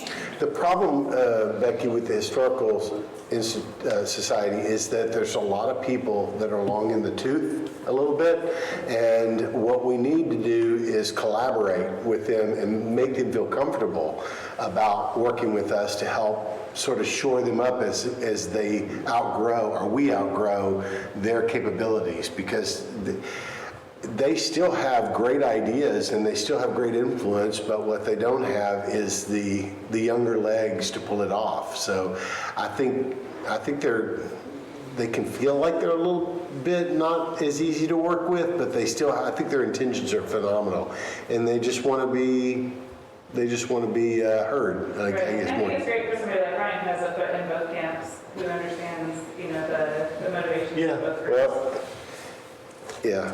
Or maybe he doesn't feel that way. You ever attend any of those meetings? I've been to the society. Yeah. So, all right, does anyone have any other comments? or questions for No, Mr. zero Green? comments. I have a quick one though. Last week, city council, at city council, Kroger received some horrific report, and I went the next day to find the manager because the manager was called out in that issue. And it wasn't there, so I spoke to the assistant manager and I said, hey, representing the city, you just need to know that there was a terrible report on a person's experience there. And I said, managerial wise, we can say all we want about, well, they're just this or they're just that. To whatever extent, and this is where I credit Amy as well, to whatever extent we mess up, it sure helps. So I'm just encouraging all of us, when you get wind of something, help these business owners out, because you can't fix what you don't know about. Right. And perception is reality to a degree, and we can't just ignore it. And so I complimented Amy for that before, and then when she did, you had that understanding a little better. So we just can't ignore these things, and when we have opportunity, whether we're MEDC or City Council or just representing the city in any way, help these owners out, because I'm floored by the number of people who go into these restaurants and they give these horrible reports. Have you read the newspaper? You understand we have inflation problems. We can't get anybody hired and stuff like that. But again, we know people rant and when they fuss, and I learned on my TML training about cave people. Citizens against virtually everything, right? So there is that, but we can't completely unaddress these things, so. Well, I think it sounds like the events have been highly successful. That Charlie Diggs thing was just amazing, I still think that there probably should be some advanced planning with respect to some of the businesses. If you want my opinion, if I had time with whomever is in charge of these events to at least discuss or mitigate some of these issues before they become problems, that would be helpful, especially when it comes to parking or just the massive amount of humanity that are sort of cluttering the streets and cluttering the sidewalks. I think just having some advance time and the parade time changing, that kind of threw me derailed us with respect to the star of the show is not available now because of that. So not knowing that with things, just more communication with respect to that, and maybe giving a heads up to the businesses in the area with, even if it's just an email that comes out, that says, okay, this is what we're planning. We're 2 months in advance. Is there any concerns we can be looking at while we're preparing?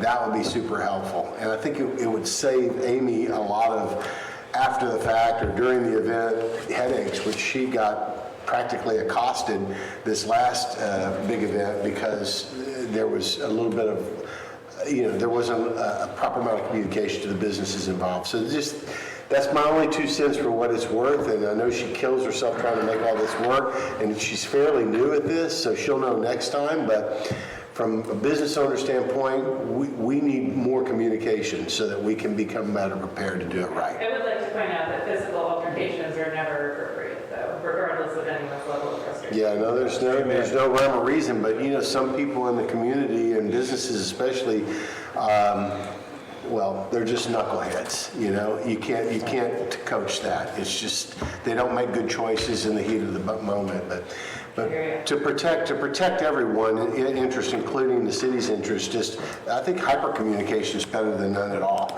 in this particular instance. But anyway, I know everybody's ready to go home. So Jeff, there's a parade coming on December 11th at 10. Yeah, I know that now. Okay. Thanks for just letting me know. I'll have my parking lot blocked off now. It's not gonna matter anyway. Soon by my house. Yeah, I'll tell them all to go to Ryan's place. So yeah, Ryan, you'll get some reflectors for Christmas from the Huss family. All right then, with your permission, I'll move on. Executive session. The MEDC Board of Directors reserves the right to discuss any of the items listed specifically under this heading or for any items listed above in executive closed session as permitted by law, including if they meet the qualifications in sections 551.071, consultation with attorney, 551.072, deliberation regarding real property, 551.073, deliberation regarding gifts, 551.074, personnel matters, 551.076, deliberation regarding security devices, and 551.087, deliberation regarding economic development negotiations of Chapter 551 of the Government Code of the State of Texas. Item number 13. Adjourned into closed executive session as authorized by the Texas Open Meetings Act, Chapter 551 of the Government Code, in accordance with the authority contained in the following. A. Section 551.071, consultation with attorney, and 551.072, deliberation regarding real property. It is 9:03, and we will adjourn into executive session. I'm gonna go to the You're restroom gonna need first. 2 months to finish the meeting. Yeah. We'll break out and do some. Yeah, we're getting into my bedtime here. Oh, goodness. All right. Thank you, man. Good to see you. I don't ever get to see you. That's awesome. That's a. Good. Nice to meet you in person. Hit me up, send me a message. Yes.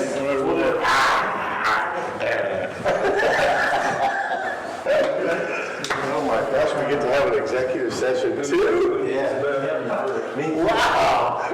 You guys really, yeah, I guess if we've probably been less, maybe more quiet, we probably would.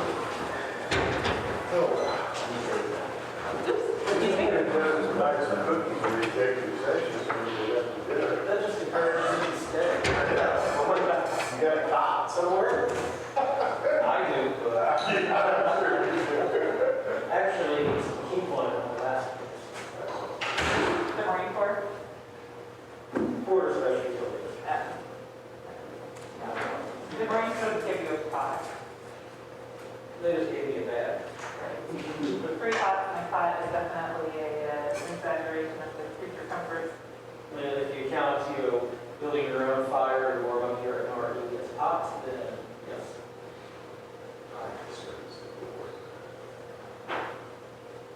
This is the background. This is the background for any Zoom meeting. I have seen you in the Zoom meetings. That's a go back right there. Once the mayor was in here at the meeting with this background, I had the same background. Oh, that's And I was saying, Yeah, she was in here with her Zoom meeting.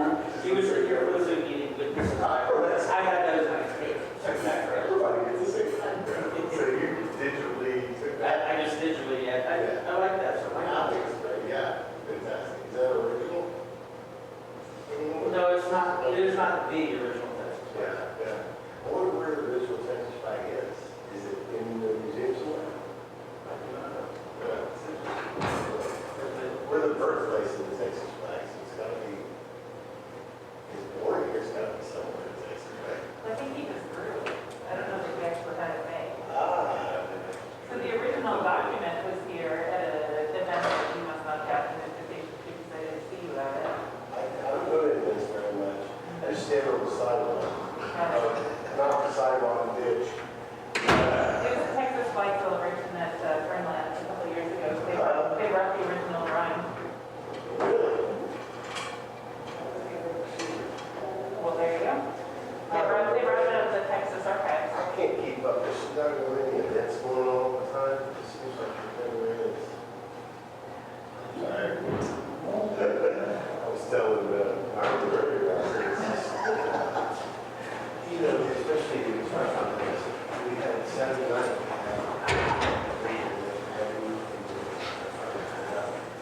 Two people sitting in the same room, ordered the same thing, 2 different tables. And they both catered to each other. We got one meal, one starter.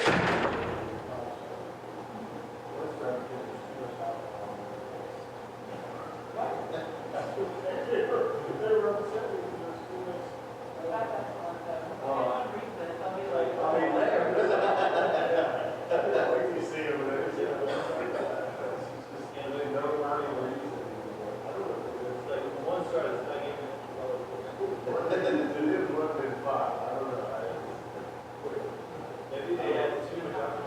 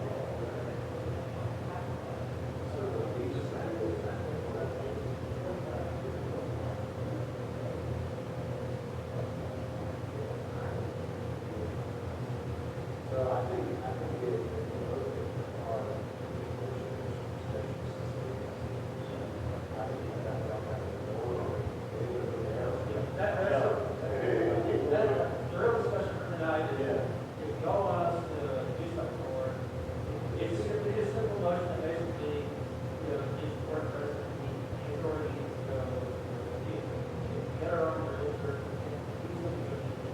see if we can bring something back and say, hey, I think it's very good point. Without that piece of paper,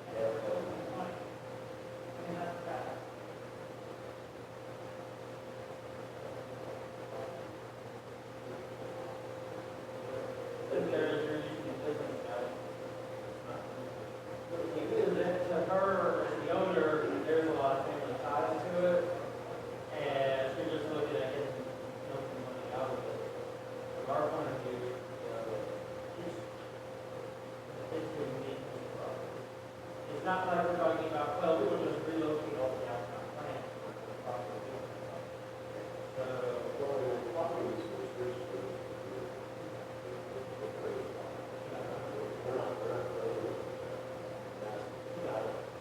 There's certainly a number of restrictions that start with building lines off road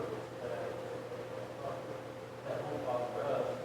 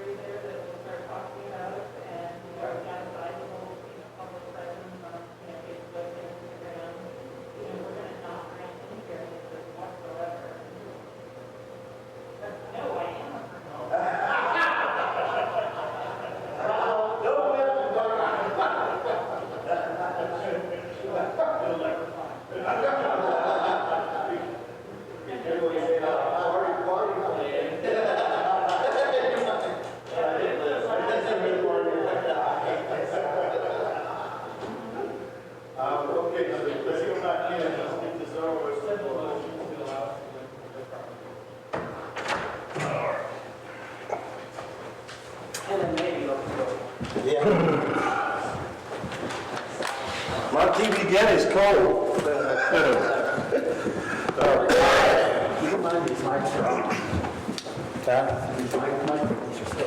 Yeah.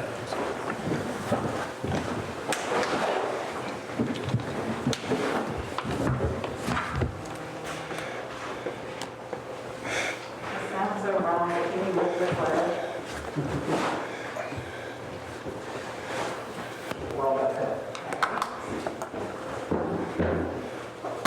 It is 9:21 and I'm calling us back into session.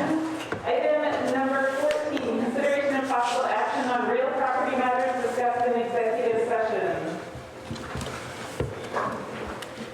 Anyone? You make a move? Oh, I'll make a motion that the MEDC president enter into discussions on real property. Second. It has been moved and seconded to allow the MEDC president and city administrator to enter into real property discussions. This motion is debatable, amendable, and requires a majority vote. Any further discussion on this item? All those in favor of allowing the city administrator and MEDC president to enter into real property discussions, say aye. Aye. All those opposed say no. The motion carries unanimously, and we will allow the MEDC president and city administrator to enter into real property discussions. Board inquiry. I would like to discuss potentially looking at the EDC sponsoring a TERS in the area. A what? TERS, it's like a tax rebate type thing to encourage development. My ideal is along 149 and 105. My preference would be to have 2 to 3 story historic look buildings to get your maximum rebate. Bottom floor has to be sales tax generating. Your top 2 floors could be residential or office. Obviously, it has to be within code depending on where you are, or zoning rather. But there are TERS that are specifically set up to reimburse developers for buildings. Some TERS are set up for infrastructure. And the video we watched, it was the increase in your tax value. So your tax rate is set here, or your tax base is set here, and any increase in the tax base is this triangle part is what's part of your TERS and available for reimbursement. if your developers aren't eligible for the maximum reimbursement, according to your matrix of, historical look, sales tax generating, et cetera, then that money would stay in the TERS and be available for other types of things like our downtown enhancement, that kind of thing. So the big sell on this is, one, we have to get more than one taxing entity to get involved. It wouldn't really just work if the city is doing it, because the city is a really small taxing entity at 0.4 per thousand, 100. Two, we have to get the city to agree, because it's not sales tax, it's only property tax. So, and four, the biggest taxing entity in the area is, anyone look at your tax bill? ISD. ISD by far. So we'd have to convince them that doing something like this wouldn't hurt them in the medium run, even though they'd be giving away their delta. Because we'd be encouraging growth to be brought forward, but since it's along our commercial corridors, it wouldn't be bringing kids to their school that we wouldn't be giving them revenue for. It would be providing enhancements to the area that would be bringing higher value properties and growth to the area. I'll have some discussions with the city attorney on how to bring that up and bring that back next. I was gonna say, but TERS cost money, the lawyer's fees for setting it up and that kind of thing, and that might be something that we're able to sponsor. And it's gonna, if followed through, it will have to have some board. Right. That would be appointed by the participating entities. Right. So then the other thing is that it would give the city control over what type of development we have along the That's corridor. my main thing, yes. Which we have lost because we don't have the corridor enhancement lever anymore because the state legislature. That's why I want to encourage, staff to coordinate building uses and things that we've talked about going in the future, and maybe we can scratch their back and they can scratch our back. So this is one of the tools that I've been looking at with that potential. Right. Makes sense. And because it does everything you said there. One of the ways it does that is by reserving the growth of tax money within that area for that area when you implement it. Right, and the other thing to do is to have the matrix for reimbursement if they participate in the entrepreneurship program that we've been talking about as an incentive. This would give them money to do it, paid for by their own taxes. And it would give us the ability to fund it. Right. Sounds good. So anyway, but it would cost us money too because you have to hire lawyers. Sure. So that's what I'd like to know more about and talk more about. And you have until The world January. needs more lawyers. So, Brian said that. does anyone else have anything else they'd like to talk about for board inquiry or ideas? No? We have a couple follow-up items from this meeting, but, okay.